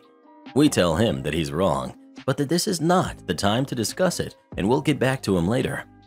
We do some investigating and discover that the property line is exactly where we knew it to be, and that the map Mike was using had the property line overlay off by about 2 feet. Nonetheless, Mike continues to harass us and tell us that we can't use the driveway any longer because he's going to rent the place out and it would be a liability to have us driving on his property. Fine. We had often talked about putting in our own driveway, so now was as good a time as any. Mike was quite pleased when we told him that. At least he was until he learned that the new driveway was going in right next to his driveway along our property line. He tried to talk us into putting the driveway on the other side of the house, obviously so that he would still have use of the full existing driveway, which set 2 feet onto our property. The look on Mike's face when he saw where the surveyor drew our property line was absolutely priceless. The line left just barely enough room for a car to fit in on his side, and he couldn't widen his driveway because it already ran right next to his house. So we used a chunk of our lawn on that side to install a nice wide driveway with riverstone gravel so that it would be obvious where our driveway ended and Mike's very narrow blacktop driveway began. Mike never spoke to us again. Am I the jerk for refusing to financially assist my uncle? 15 years ago, my family's brush with poverty. 15 years ago, my family suffered a series of unfortunate events that forced us on the edge of poverty. Fortunately, through the generosity of our extended family, we managed to make it through to the other end, if just barely. This generosity meant that much more, considering that most of my extended family themselves suffered from financial hardship. The exception is my uncle.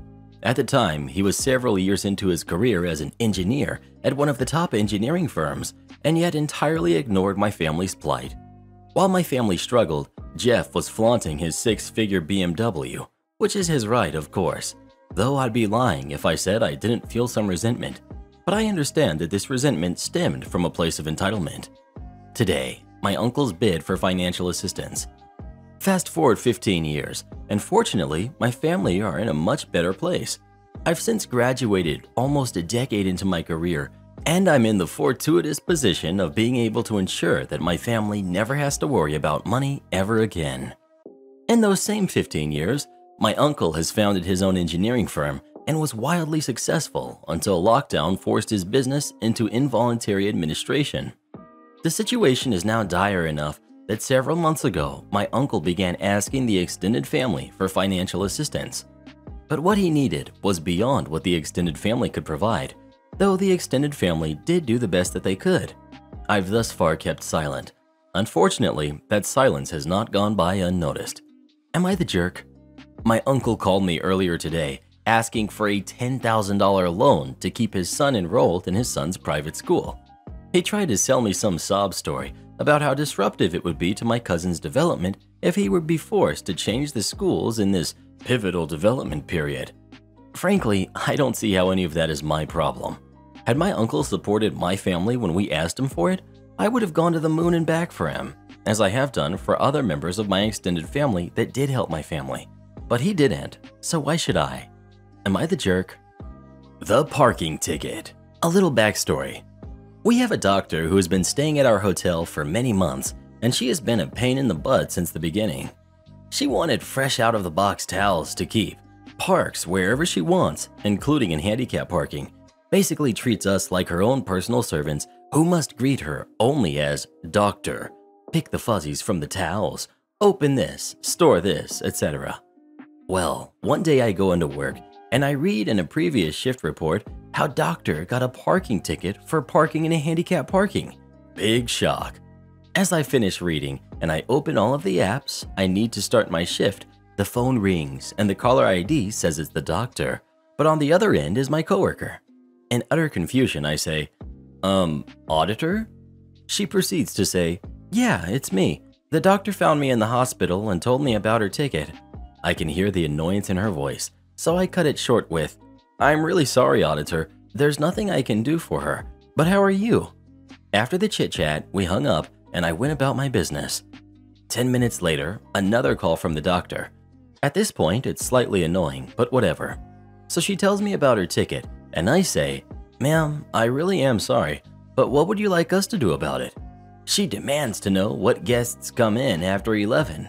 I told her I would not be able to look into that as I was not on shift at the time, and told her that it may not have even been a guest.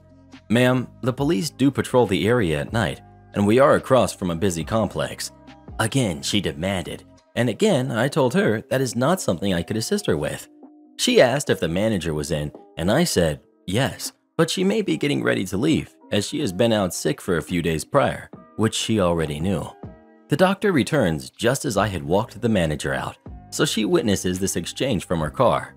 The doctor corners me and the following exchange happens. Doctor, who came in at the time of my ticket? Me, ma'am, there's no way for me to know how you got a ticket. Is the manager here? No, she just left. Well, did you tell her? Yes, but there's nothing we can do about this ticket. Well, I need to know who came in at 11. Ma'am, you told me what time your ticket is timed for, but I was not present. It may not have been a guest. There's a restaurant, a complex, and the police patrol nightly. Doctor, I have a hard time getting up in the morning, and there's never parking out front. Me, ma'am, again, I apologize that you received a ticket, but all I can do is advise you to not park there because it is illegal and you may continue to get tickets. This is private property. You have to know why I got this ticket. It is your job to know what happens in this hotel. Me, private property or not, in this state, it is illegal to park there. Myself, nor this hotel, nor anyone else in it are above the law, and we cannot help you with this. The doctor stormed back to her car with a menacing, I'll be back. After she left, I called my manager, and we laughed our way into the solution that 1, doctor is crazy, and 2, it's okay to say, I'm not discussing this with you further. The doctor returned several hours later and caught me in another position to corner me. Doctor, there's a car in handicap that doesn't have a sticker. Me, I can give you the number to the local police and they could assist you with that, or I can call for you. No, that isn't the point. We are all guests here. Me, you're right, you are guests. We all must follow the same rules. I advise you not to park there so you don't get further penalties, and I would advise anyone else of that as well. Do you even have handicapped people in-house? Ma'am, we have been sold out for multiple weeks, and we have several rooms that follow ADA guidelines. As you know, it would be egregious to ask for their medical limitations and handicap status. Doctor begins stammering about her ticket once more. I interrupt her and say, Ma'am, if you want to discuss your ticket further, you can call the officer who wrote it or plead not guilty and discuss it with a judge. I'm not discussing this with you further. I walked away and called my manager. 2 days later, she saw the manager, but never brought up the ticket. 3 days later, she complained to my coworker that she didn't appreciate my advice not to park there, nor that I offered to report the other car. Now the doctor avoids me, and I have time for valid foolery from guests. Am I the jerk for revealing to my wife's family we didn't purchase our house? To start, I want to mention that my wife and my mother, who's deceased, never had a very strong relationship. Yes, they were cordial to each other, but they had many disagreements. Mom passed away and left me a one-story house as my only inheritance. No one lived in it after she renovated it, so it looked fairly new. My wife was happy and excited when we moved in, and she posted a video on social media and wrote that the house was bought with our money. I didn't know about her saying that until later. Her aunt was visiting from a distance to see the house my wife told her we had purchased. We sat to eat and chat a bit, and her aunt brought up the house's value, asking how we could afford to buy it so suddenly. I was confused as my wife went on about putting money we've saved together towards buying it. I asked what she was talking about, and her aunt said my wife told her the house was bought with our money and cost this much. I corrected her, saying this wasn't true because this house belonged to my mom and she gave it to me after her passing. I added that no, we're not doing well financially to be able to afford this house. Room went radio silent. My wife's aunt said, "What? I'm sorry, I didn't know that." My wife's cousin side-eyed her and said, "So, isn't your mother-in-law the same mother-in-law you hated for years? Shame she's not here so you can thank her for leaving you this nice house." My wife was stunned at this point and excused herself to the bathroom. She didn't come out until they left. Then she blew up at me, asking why I told them the house was inherited from my mom and making her look like a liar in front of them. I redirected the question at her and asked why she had told them otherwise. She said there was no harm in showing off our new property and that people will appreciate us more for saying we bought it with our own money instead of inherited it. I argue that this was wrong and unfair for my mom, even if they never got along. She argued that I ruined her joy and humiliated her in front of her family, and because word got out, now everyone knows and will think she is a liar, when I could have simply played along, since my mom wouldn't possibly mind it or cause an issue over it now that she's gone, so it wouldn't matter to her. I stormed out after arguing with her and refusing to admit I messed up by not being a part of her lie. Am I the jerk? Edit. I didn't know about what my wife was doing up until that dinner. I then discovered the social media post and how many family and friends thought the house was purchased with our own money. I even have no idea how long this has been going on. Am I the jerk for refusing to refund my parents? I, 25 female, have never been on good terms with my parents since my mother, 45, has a princess complex that my father, who's 50, has no trouble condoning. Ever since I was a kid, I had to make my happy moments about my mother because she gave me the gift of life. I had to get her presents on my birthday, my graduations, my most amazing moments in life, and when my college letter came, my father congratulated my mother instead of me and took her to celebrate. He showered her with gifts for the accomplishments I did, and I only got a "good job, baby" every single time. Not only that, my mother was obsessed with the men I dated. She's young looking and has taken care of herself all these years. This has caused people to believe that we're sisters instead of mother-daughter, and she can't stand that anyone prefers me over her. Some of my boyfriends had broken up with me since they realized they were in love with my mother. I don't know if she had cheated on my father with them or what, and at this point, I don't care. When I left for college, I went low contact and just did the bare minimum, so they kept paying for my expenses. I know, crappy, but meh. At some point, I met my now husband, Alan, who's 26, male, and at first I was reluctant to introduce him to my parents since I thought I knew how it was all going to end. It took me 2 years to finally take him home, and I don't know if it was all the things I told him about them or just luck, but Alan never gave her a second look and did the bare minimum too. Obviously, this upset my mother, and when I was 24, after Alan proposed to me, I went no contact with them after a fight. Because Alan had the audacity to not get her something in a day so special for her. Planning the wedding made me sad. It made me realize that all these years I waited for them to change, and as naive as I was, I thought that my wedding could be the last chance. I called them a few months before, told them that I would love if my father walked me down the altar and even offered to pay for their flights here and all of their expenses but I just asked them to please send me a photo of their outfits before they came, because I know how my mother was. They fought at first, calling me disrespectful and all of that, but ended up accepting. They did it, and my mom had a blue, purplish dress. Nothing weird, so I said yes. But when they arrived, she was wearing a long white dress, very bridal looking, and I just couldn't. I asked them to leave, and after Alan threatened to call the police, they did. After the party, they sent me the receipts of their flights, my mother's dress, and the hotel. I replied with a "forget you," and told them that since they tricked me into thinking that my mother had another dress, that I wouldn't be paying them back. Would I be the jerk if I send my parents to jail?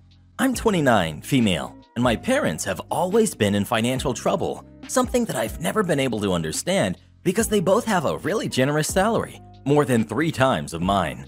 Because of these financial troubles, my aunts, uncles, and grandma have had, over the years, to lend them money. We were evicted a couple of times, that I know. We have had the water, the electricity, and the internet cut. Many things that over the years, I admit, have affected my emotional and mental health.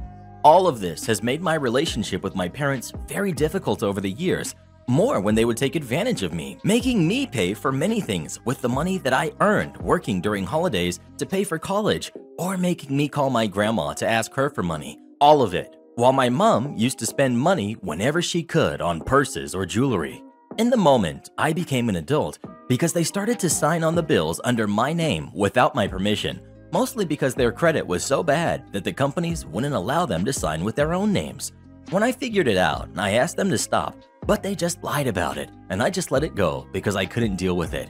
Fast forward to the present, because of the whole situation going on, I was looking forward to the money from my income tax return, because my salary has gone down, so this money would have helped me out a lot. Instead of that, I received a letter from a courthouse saying that the money has been confiscated.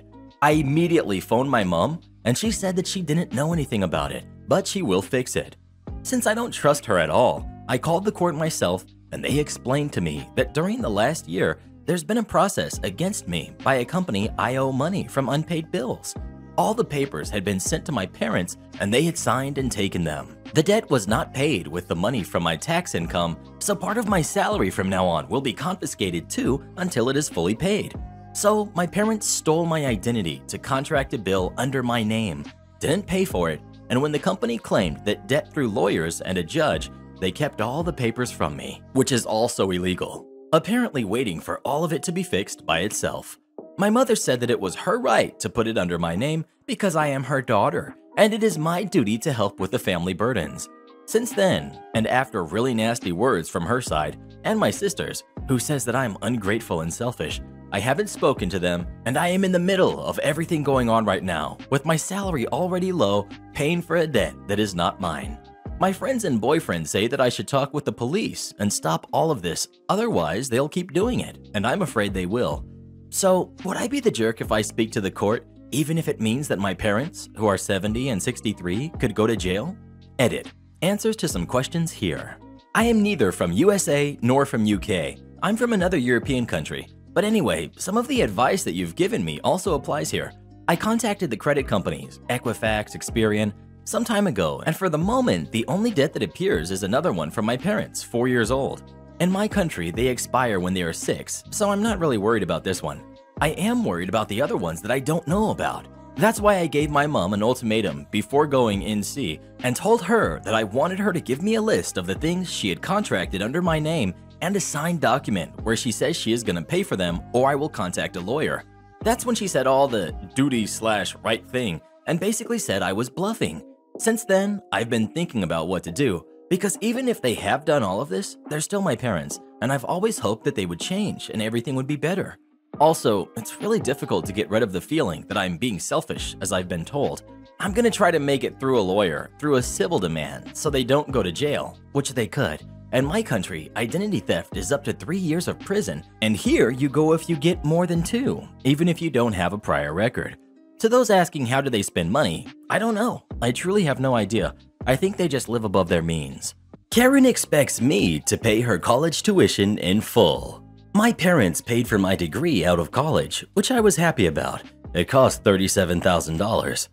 I was able to save up for a house, And now, 4 years out of school, I was able to buy my own condo, and my boyfriend and I are planning to get married, so I've been saving for that. I now have a healthy nest egg, and I'm saving and investing along with that. Then, last month, they told me I have to pay for my sister's schooling, which was $62,000. I don't think that's fair, because they only gave me $37,000 for my schooling and never told me that I had to pay them back or pay for my sister at all. They won't admit it, but I think they lost a lot of money when my dad was trading stocks and doing risky investments since they sold their house right afterwards, saying they wanted to downsize. They also got super bitter and weird with money around our relatives, including picking a fight with my uncle who was always wealthy. No one would tell my sister or I what the fight was about, but now I assume it's because my parents lost most of their money and they're angry my uncle wouldn't help. All my cousins had their tuitions paid, so it's embarrassing my sister wouldn't as well, which is why my parents are insisting that I pay for it. I told them and my sister I would give back $19,000, which was half the amount for my schooling, so it would be like $37K was split between us. They argued with me that I should be paying for her full schooling, as my parents did for me, but I don't think that's fair, as I'd rather have had $37,000 in debt to deal with than $62,000 in debt, especially when this was sprung up on me. I told them either take the $19,000 as half my tuition payment or I wasn't going to discuss it with them again. They then called my boyfriend to accuse him of influencing me to be greedy with my own family when I should be paying for my sister's full tuition amount. I was furious and told them to accept the $19,000 and agreed to never bring up my sister's loan with me again, or I wouldn't have anything to do with this anymore and wouldn't invite them to the wedding. My mom yelled at me and told me I was an embarrassment to the family. My sister came back alone and told me she would take the $19,000 and have it be enough. I told her she had to tell me in front of our parents that she would accept the $19,000, and she retraced what she said, saying she wasn't going to do that. I know she is hoping I give up and give her the money if my parents put enough pressure on me. You can't call in sick this early. You can't call in sick this late. Background: I suffer from migraines, and unfortunately when I get one, they tend to last 3 to 4 days, leaving me completely incapacitated and unable to do anything more than lie in bed in my dark room and cry and throw up. This means that when I get one, I basically know straight away that I'm not going to be able to do anything for the next few days. I have a casual retail job in addition to other work, which I've had for almost 20 years across different stores. I was always the one who worked extra hard and stepped up to do extra shifts or stay back when someone else couldn't come in. But the department manager we had at the time of this story was a narcissist who got off on bullying staff, but really disliked me because I stood up for myself. The funniest part was that she loved to try to stand over people to intimidate them, but with me, it failed miserably because I was about half a foot taller than her. About 15 years ago, I started to get a migraine in the middle of the day before I was meant to have a shift starting at 5 p.m. Knowing I wouldn't be able to work the following day, I called the manager to let her know I wouldn't be able to come in, thinking it would give her plenty of notice to find a replacement. Her response: "You can't call in sick the day before your shift. You don't know that you'll be sick tomorrow. If you're really sick tomorrow, then you can call in." Okay, fine. Went to bed after I took my meds. Woke up at 10 a.m. still feeling like a railroad spike had been driven through my eyes. So I called up again. The manager: "Your shift doesn't start for another 7 hours. You're just trying to get out of work. You'll probably be fine by 5 o'clock, so I'm not going to replace you yet." All right. Went back to bed and was so wiped out I didn't wake up until about 3:30. We're supposed to give 2 hours notice, so by this point it was half an hour too late. Or it would have been if I hadn't already given notice twice previously. Anyway, I was still in no shape to even get to work, let alone work. So I rang up for a third time and asked to speak to the department manager again. She was not happy. "You've only given me an hour and a half notice. That's not enough. You'd better show up to work." Me: "I've told you twice over the last 2 days that I wouldn't be able to come in." At this point, I literally had to stop and be sick. "I can't come in. You've known that since yesterday." Her: "If you're not at work at 5 p.m., I'm going to make sure you don't get any extra shifts." This was when I decided to be maliciously compliant, though I hadn't heard of that term back then. I asked my mother to drive me to work. She asked if I was really that spiteful, I'd go to work sick just to make a point. And, well, yes. Yes, I am that spiteful. Clocked in and then went and sat in the fitting room under the bench instead of doing what I was supposed to be doing. My colleagues were horrified, asking what the heck I was doing there in that condition. And I told them that I'd tried calling in sick, but the manager had threatened to stop giving me shifts if I didn't show up. Those colleagues were great. One brought me a glass of water and another let me borrow her sunglasses so I could try to cut out some of the bright shop lights. After about half an hour, the manager came in, saw that I wasn't doing any work, and bent down so she could scream in my face. After I leaned forward and threw up all over her shoes. At this point, I could have held it in until I was able to get a cleaning bucket out of the cupboard, but I decided to just let her have it instead. She went absolutely nuclear and started screaming even harder. "Why would you come to work like this? You should have stayed home." And I was feeling so sick and miserable, and her screeching was reverberating in my head and making the pain worse. So I started crying and ended up being sick again all over the floor. As she stormed off, my colleagues called the store manager over, who was immediately horrified that I was at work in that condition, and called my mother to come and collect me and said that manager would be sternly talked to. Luckily, she was in hiding somewhere when my mother arrived, or she would have ripped her a new one. Because managers/HR will always look out for each other, no matter how crappy they are, the department manager didn't face any real consequences as far as I know. But after that, she pretty much pretended I didn't exist, which suited me right down to the ground. And not long afterwards, I was able to transfer to another store, so I didn't have to put up with her constantly throwing her toys out of the pram anymore. Edit. Regarding migraines, I've suffered from them since I was a kid, though they increased in frequency and duration in my early teens, and then again in my early 30s. So far, I have tried numerous preventatives after consultation with various doctors, and most either do nothing at all or only succeed in slightly delaying the onset of the extreme pain and nausea, so I can get home if I'm out somewhere and a migraine is imminent. I've also tried different versions of the contraceptive pill and also have tried discontinuing it for 6 to 8 months. The only reason I take it is to control my acne, and nothing has made any difference. The longest lasting and most severe of my migraines occurred during Shark Week. I'm still looking at other potential medications from my doctor, but we'll make a list of some of the suggestions in the comments and discuss them next time I have an appointment. Also, I'm not in America. Am I the jerk for going no contact with my father, but still expecting him to pay child support? I, 18 female, was raised by a single mom. My parents divorced when I was just 2 months old, and my mom got full custody of me, so I never met my father. All I've ever really known about him is his name and the amount of child support money he transferred into my bank account each month. Now, in my country, a non-custodial parent is obligated to pay child support up until their child turns 18. But this can be extended for a few more years on the condition that said child decides to pursue a higher education and go to university. So as you can already guess, as soon as I turned 18, my father stopped paying child support. But when I graduated high school and got accepted into a university, I decided to use this extended child support law to my advantage and took him to court. Me and my mom weren't doing all that well financially, and I thought the extra money would definitely come in handy. The case took quite a few months to get resolved, and the courtroom was the first and last place where I saw my father in person.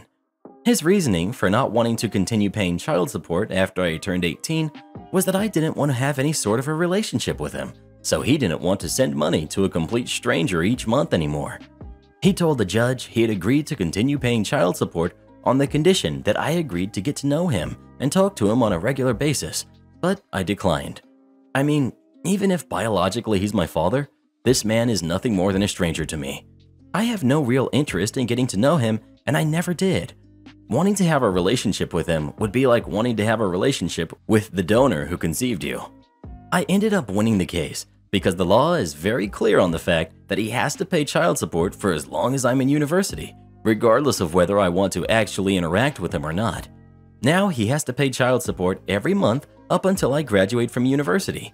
We ended up getting in a huge argument as soon as the last court hearing was over, and he was really upset because I didn't even want to talk to him for a while and give him a chance, but still wanted to prey on his money. So from a legal point of view, I'm in the right, But am I in the right from a moral point of view? Am I the jerk? I should also add that my father never made any attempts to pursue a relationship with me while I was growing up, and neither did I. My mom never actively tried to get me to meet him, but at the same time, she made it clear that she was always open to talk if I wanted to know more about him and ready to answer any questions that I might have had. Except that, well, I never really had any questions to ask her and was never really interested in him. She also never badmouthed my father and never tried to stop us from meeting each other, but neither of us ever made any sort of an attempt to do so. I don't think he's a bad man, but I don't think he's a good man either. He's just a stranger who didn't want to be involved in my life, so I don't want to be involved in his life either. I don't resent him, I have no reason to. It's just plain old disinterest, both on my part and his. Everything green? Okay. This story happened about 10 years ago. Backstory.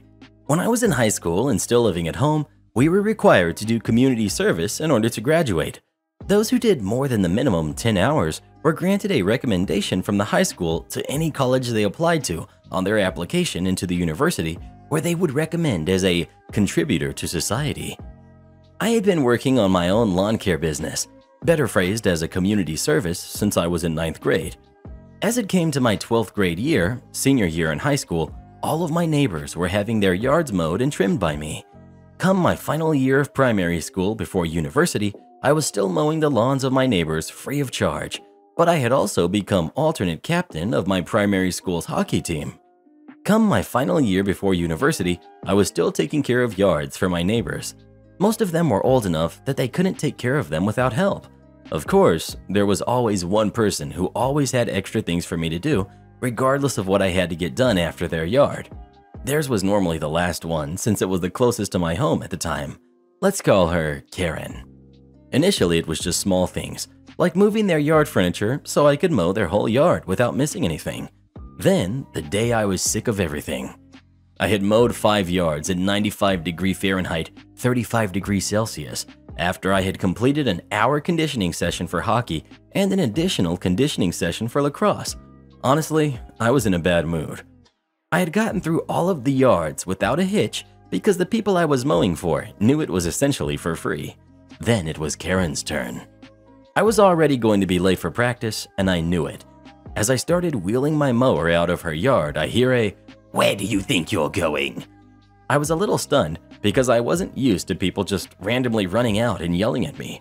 And at this point, I had completed mowing and was about to put the spray jug of Roundup away since I was done spraying all the weeds in the yard. I responded with, "I am done. I am going home." Karen, "You're leaving without completing my yard? There is a lot of green that I am not approving. I won't sign off until all of the green in the yard has been hit." Cue malicious compliance. I looked at her and said, "You want me to hit everything that is green before I leave?" "I want you to hit anything green before you leave." I think some of you can already see where this is going. As a high schooler who was told to spray anything green, I started spraying everything green. The next day after school, my dad called me into a room. When I walked in, Karen was there scowling. "You killed all of my yard."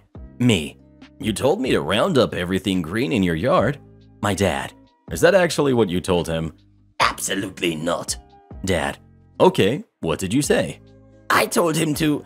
She gets really quiet. She starts to bring up that the yard wasn't as short as she wanted, and then walks away. Dad, "What did you tell him to do?" "I told him to hit anything green in my yard." I haven't seen such a big grin on my dad's face since. Dad, "You didn't." Me, "I did." I ended up spraying Roundup on Karen's entire yard. Anything green, Roundup.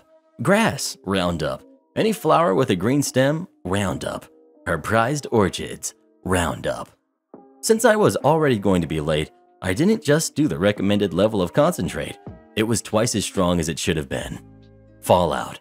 Since I had a whole neighborhood of people who would say I did an amazing job taking care of their yard, when Karen called the cops to report me for property damage, she got a warning for falsifying police reports as well as a scolding by the cops to not tell someone to do something if they don't want it executed to the letter. I have since moved back into the same neighborhood as I grew up in, and I see Karen around.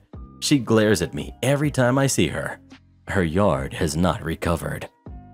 Am I the jerk for kicking my boyfriend out over my cat? For context, my 24 female, boyfriend 30 male, and I recently moved in together. It's something we've been talking about, and when his lease ended, he moved into my apartment. I have a cat, Millie, who is my baby girl that I've had since she was a kitten.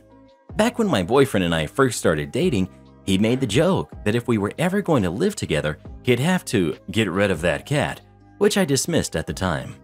When he would come over again, he would ignore Millie, making jokes about how cats are stuck up, how much he's a dog person. Again, I dismissed this because he never acted hostile towards her. I figured it was just a preference. When we started to get serious about moving in, he asked if I would consider giving her away because he didn't like the idea of living with a cat. I almost laughed before realizing he was serious. I told him that under no circumstances would I get rid of my cat. I felt guilty about being unwilling to compromise, but he actually took it well and reassured me that if she was this important to me, he'd get over it. Fast forward to last night. I don't think he realized I was in the kitchen when he came home. Millie was on the couch and I heard him go into the room and give this sigh. Before I could call out, I heard him say, "You're so worthless." It terrified me because I've never heard him speak with such malice. He sounded like a different person. It was just so cold and hostile that I panicked and rushed out there to see him looking at Millie. Here's where I might be the jerk. I completely freaked out. I was yelling, asking what he thought he was doing talking to her like that. He jumped and I scooped Millie up and told him to leave my apartment right now. He looked so stunned and started to argue, asking where was he supposed to go. I told him that I don't care, he just needs to leave. He was upset and said he was going for a drive and slammed the door behind him. I immediately started sobbing and holding Millie. I was shaking and she could tell I was upset and kept cuddling me. She calmed me down, and later when he texted asking if he could come back, I said yes. I put Millie in the bedroom so we could talk. We were both a lot calmer and I felt awful after he explained his side. I'll often call Millie little names and he said he was just trying to be playfully mean too and misjudged his tone. But he said it felt awful that I chose a cat over him and that I called it my apartment when it's supposed to be our place. He told me he was constantly feeling second best to Millie, who I wouldn't even consider rehoming, and I had thrown him out over an animal when he's a person. I explained to him how much he means to me and apologized for ever making him feel like this wasn't his home. I think I might have overreacted, but I just don't know. He's my boyfriend, and she's something I keep refusing to compromise on. But I also don't believe that he just misjudged his tone. Am I the jerk? I'd pick Millie over that psycho any day. HR Disciplined Management. I was working for a decently sized construction company in the UK when I was about 18. It was my first real job since leaving school. The pay wasn't great to be honest, but I was all in on doing my best. The company made a habit of not paying overtime. In fact, it was a no overtime company. You work 9 to 5 and that's it. This was clear in the contract. My boss at the time must have not had much of a personal life as he was the guy that sent emails at 1 a.m., etc. They used to call out of hours all the time on our mobiles, and if I was available, I'd answer. No big shakes there. I would help if I could. The calls were often complete nonsensical, such as, "Tomorrow I need you to do this and that." Everything was urgent. In reality, all of these calls could have waited until the morning. After a few weeks of ignoring the calls, I got dragged in to see him. The conversation was pretty much one way and went, "You're being paid enough to monitor your phone at all times. It could be an emergency. I don't think you're committed. I can find someone else who is," etc. This is where I thought, forget it. I'd turn up to work in the daytime and purposely nod off in meetings. I'd also try my best to look distant. The inevitable happened and HR called me in to see if I was okay. I explained that I had not been sleeping, maybe 2 to 3 hours a night, as I was monitoring the phone for calls from the boss. They asked why I just didn't turn the ringer really high or put it on vibrate, so I explained I was a very heavy sleeper and had missed the phone on a few occasions, causing the boss to warn me. This stopped immediately, and non-working hours were off limits to casual calls and generic emails. I still work there now, and I'm quite high up in the business, and I still get reminded on occasion that we work that way because I was falling asleep in meetings. Not proud, but at least we all enjoy a good work-life balance and still perform as a business to the same standard. I think I might have thrown him under the bus a bit, but I did try to discuss it once, and it was very much his way or nothing. Am I the jerk for shaming someone's poverty with my choice? I, 20 female, recently went to stay with my husband's, 25 male, parents for the first time. Along with him, we are recently married. We'll be here for 2 more weeks. I'm fortunate enough to get along with his family really well. During the course of the visit, I ended up buying myself a specific kind of pillowcase online to be delivered to me at my in-laws. I have an autoimmune skin condition, which is significantly worsened by sleeping on particular fabrics, severe enough to matter, very visible rash and discomfort. The pillowcase was relatively expensive, but I thought it's fine as I could add it into my rotation at home. My husband was very upset about my purchase and insisted I shouldn't use it. Context: my family is from a somewhat significantly higher economic bracket than my husband's family. It hasn't really caused tensions before, but my husband thought this pillowcase purchase was 1. Flaunting my ability to buy something expensive easily, and 2. Shaming his family for their lesser quality pillowcases. He suggested I try using some topical medicine if I have an outbreak. I argued that I absolutely would not mind what pillowcase I sleep on were it not for the skin condition I have, and prefer to use the pillowcase because I find many topical medicines ineffective. My husband threw the pillowcase away while I was out with mother-in-law, and on waking the next day, my face was red and painful. I bought another pillowcase, intending to keep it hidden and pull it out just at bedtime to minimize potentially offending his parents and upsetting my husband. But he found this one as well and basically told me I should leave his parents home if I'm too good to sleep on their pillowcases. I absolutely do not want to upstage his parents' linens or cause them any offense. I like them a lot. I also can't imagine voluntarily enduring skin outbreaks for the next 2 weeks.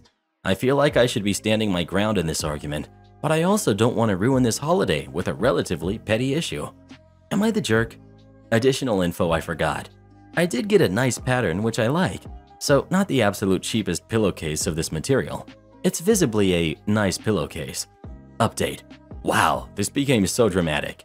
Mother-in-law commented again on my outbreak during breakfast. My husband was right there, so I just said it's usually worse in the morning. Mother-in-law asked if it might be the detergent on the bedclothes or the air freshener in the room and offered to switch brands. Husband got super annoyed, like, "Goodness sake, you don't need to go buy her a special detergent. She can use the cream if she wants to." Mother-in-law said, anyway, she'd be happy to get me something if it would help. And husband said that wasn't the case when he was growing up. It became a list of complaints that I had no idea he was silently stewing on. Apparently, I am pretty careless about small purchases. Some listed examples: buying a new pair of nail clippers when I hadn't checked properly for the others, and tending to buy upgrades with purchases which I don't really need. I actually could probably be better with money overall, and we clearly relate differently to purchases. He mentioned some instances of going without when he was growing up, which are still troubling him.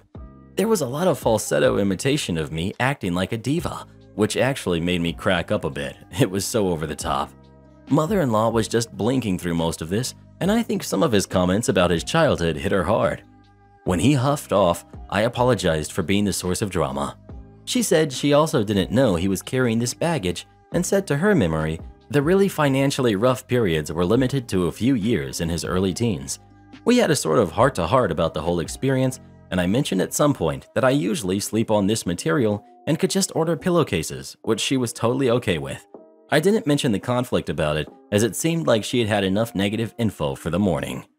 Husband hasn't come back yet. He went over to father-in-law's worksite for the day, so I don't know how it's going to play out. But it's clear now that he has some trauma surrounding finances and is going to need some real discussion. I can see it becoming a huge issue down the line, as many commenters have said. Thanks to everyone for the feedback and advice.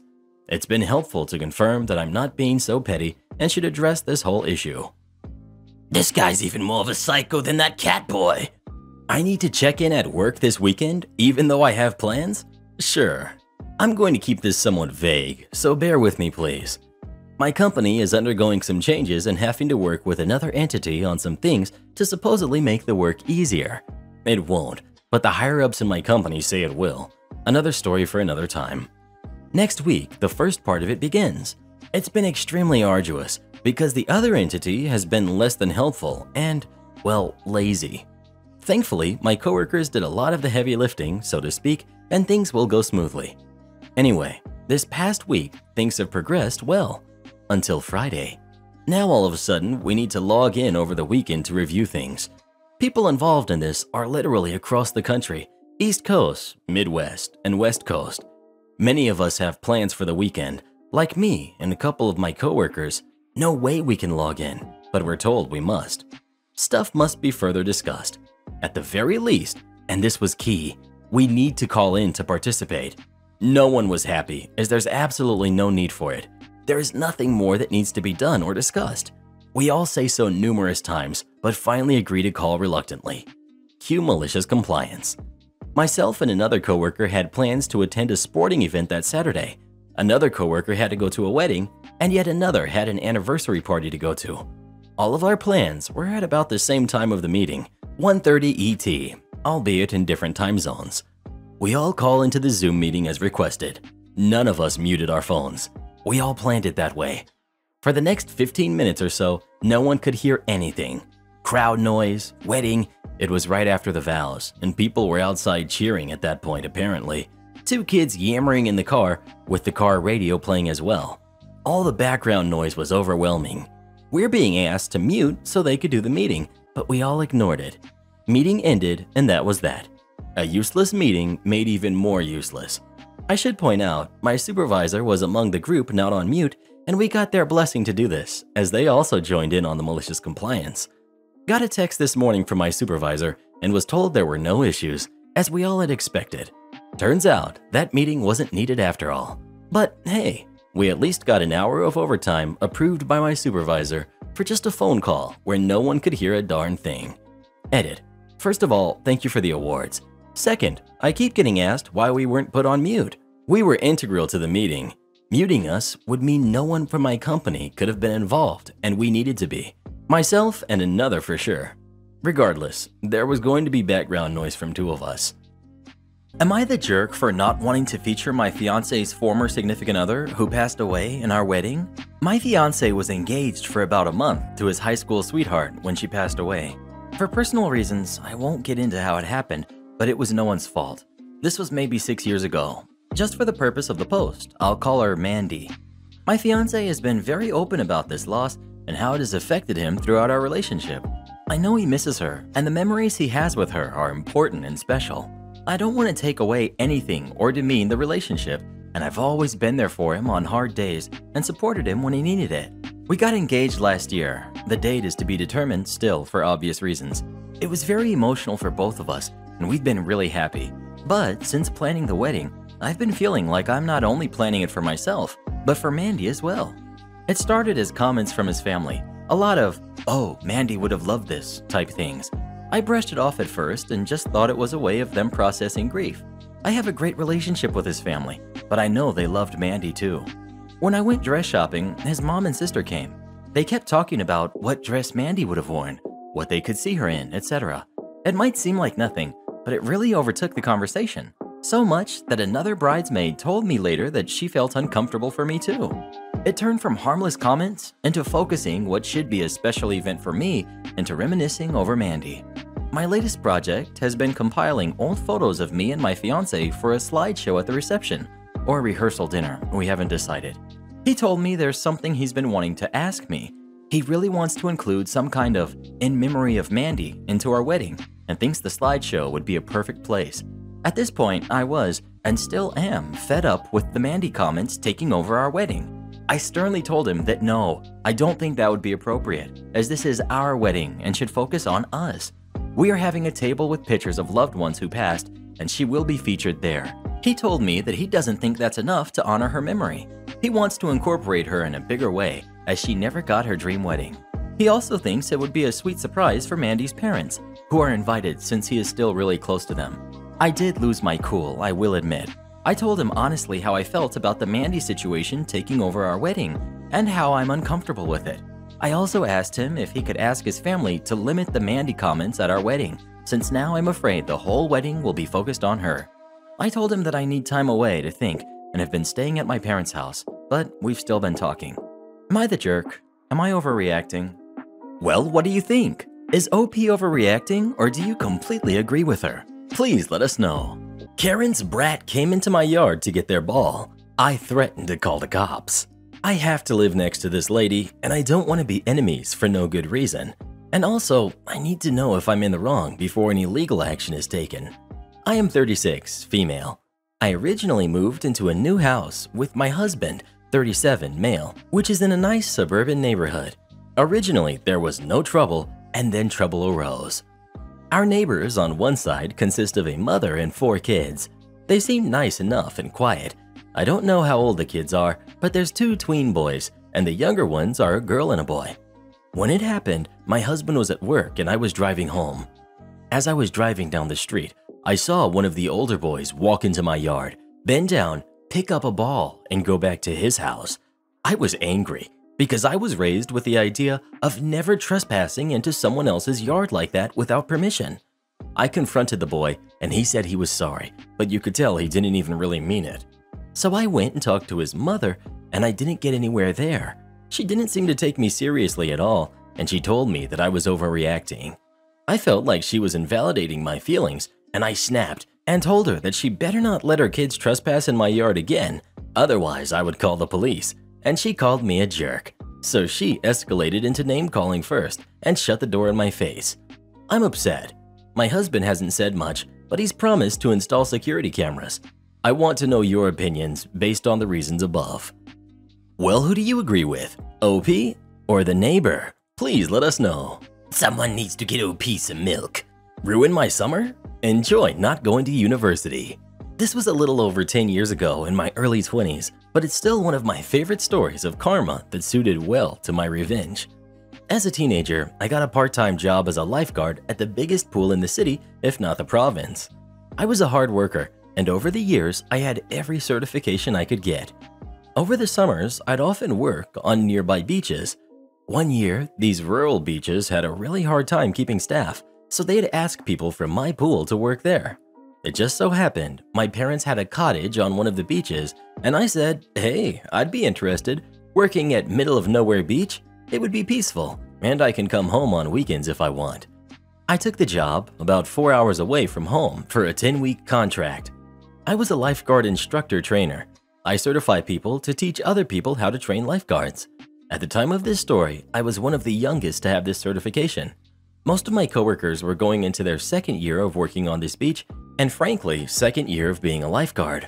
It was going to be my 1st year working in this area. Basically, the head manager told me, look, it's your first time working out here. We need someone with your experience.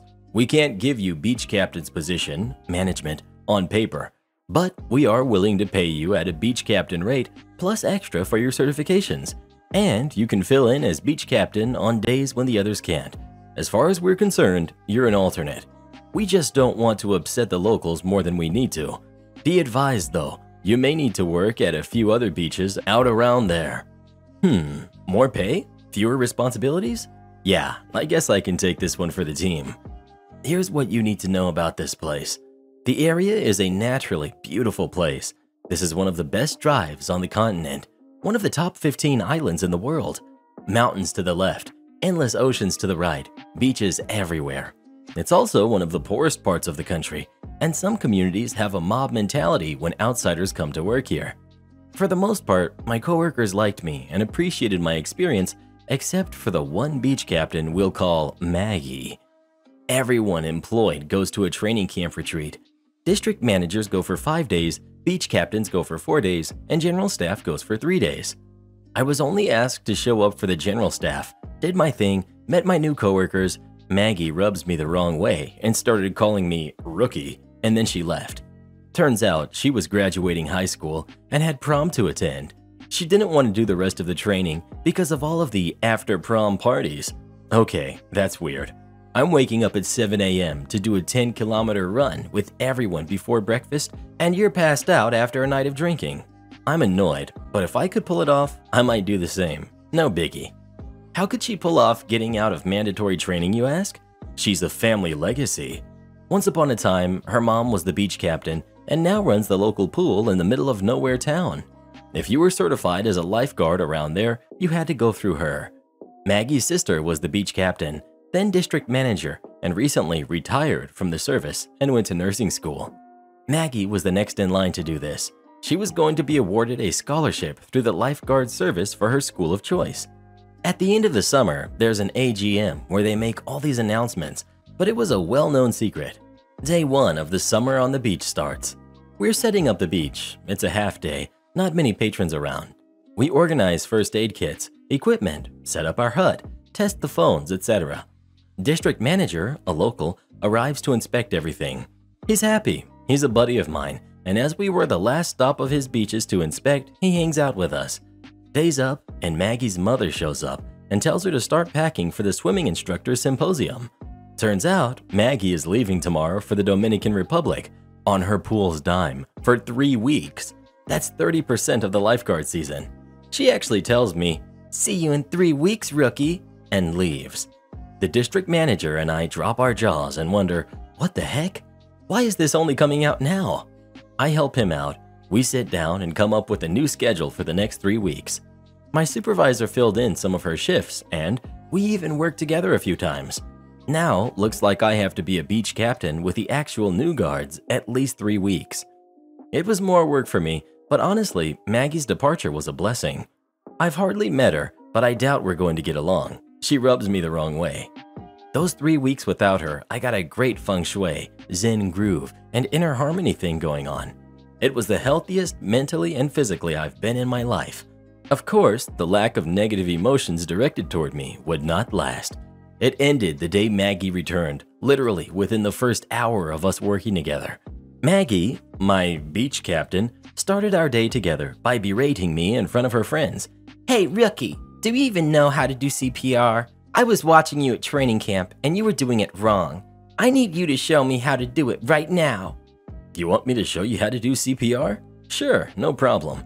Could ask nicer, but whatever, I'll put up with this. We have to practice so much every day anyway. Then she drops this bit of information while I practice incorrectly. "If you don't have anything under them, you'll dig a hole in the sand." Maggie, this doesn't make sense, but whatever. It's not like I'm an instructor in this or anything, or have basic knowledge of physics that pushing on sand isn't the same thing as digging. The whole day consisted of Maggie calling me rookie and being pointlessly rude in her critiques of my life-saving skills. Of course, it wouldn't be a good work story unless someone stole someone's lunch. "Hey Maggie, is that my lunch in your mouth right now?"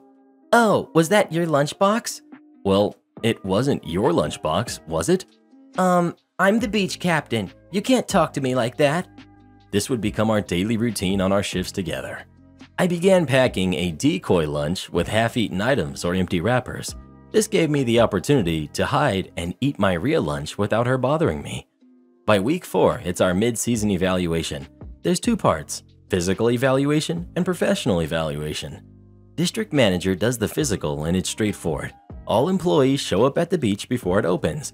You run 4K, swim 600 meters, paddle 2K, etc. Apparently, I embarrassed Maggie. I was the most improved from start of the season to the end of season. I was already in the top 25%, but now I was physically one of the top 5%. Maggie, however, got worse. A lot worse. She was mediocre, but in the general top 50%, but was now one of the worst physical guards, bottom 10%. Her times all were substantially lower, but luckily for her, it's not all physical. There's still the professional evaluation. The beach captain who works with you the most writes up your evaluation. You get a score out of 50, 10 5-point characteristics, punctual, customer service, safety, etc. You get graded and short notes are written to explain your score. At the bottom, there's a recommendation section on what to do and work on. One of the other beach captains who tolerated Maggie wrote her evaluation and it wasn't all bad. Of course, Maggie was the one who wrote my evaluation, despite only working with me a few times. I don't get to see it, which is normal, and when it's done, she passes it into the boss. Once it's handed in, the district manager pulls Maggie and I aside. He rips it up in front of us and says, "Maggie, this isn't a real evaluation. You gave him all zeros. Your notes are incoherent and, in the recommendation section, you told him to leave and never come back. This is not acceptable. I've worked with him more than you did. I'm going to write up the mid-season evaluation." Maggie breaks down in tears, Plays the victim that the outsider is taking her job and she's protecting herself. Manager's not buying it, but ultimately goes easier on her. Temper's cool. I get a modest review with things to improve on. Right away, I knew this would happen again and I'd need to make notes to defend myself. I have a reputation in the life-saving community I'd like to keep. Things got weirder after this. Aside from up-teen mentions of calling me rookie against my wishes, my notebook was getting filled. Some highlights include, she stole my rooster ketchup with a green top and lathered her hot dog only to get upset with me. She wrote me up for tricking her with hot sauce, though she really stole my sriracha. Went on a walking patrol down the beach for 2 hours only to end up hanging out with her friends, drinking on the beach, and having a fire. Double no-no. Called her dealer to deliver to her while on guard, not even discreetly. I taught the junior guards some basic stuff. Once the class is over, she goes up to the parents and tells them I taught all of the wrong things, and it's basically done this way instead. On a particularly bad day, she went off on the middle-aged gentleman with Down syndrome who normally brings treats to her because he didn't bring any treats on this day. Things were cartoonishly stupid. Why would someone act this way? Turns out she was also bashing me to the other guards. They had regularly informed me of stuff like this. Hey, just so you know, Maggie told me you hit someone's car with a hammer. Obviously you didn't, but heads up, she's telling the locals about it. What did I get myself into? This is ridiculous. My summer paradise at the beautiful place on earth is ruined by a succubus leeching off of the inner peace. I was at my end. This isn't worth it. I want to go home. I'm belittled by an entitled brat, and I don't need this as much as they need me. I'm going to sleep it off and think with a clear head in the morning. Note, this place is a sleepy beach town. It's heavily wooded and not many cell towers. Reception isn't great. Also, it's hot summer. I live alone. I hate pants. When I'm home, I'm probably not wearing any. And the lock on the door isn't great. It works, but with a bit of effort, you can get past it. We basically put an exterior padlock on the door when we are away for extended periods. But hey, no one knows anyone's living here, right? Who's going to come bother me out here in the middle of nowhere? 5:30 a.m. Boom, boom, boom. Huh? What's happening?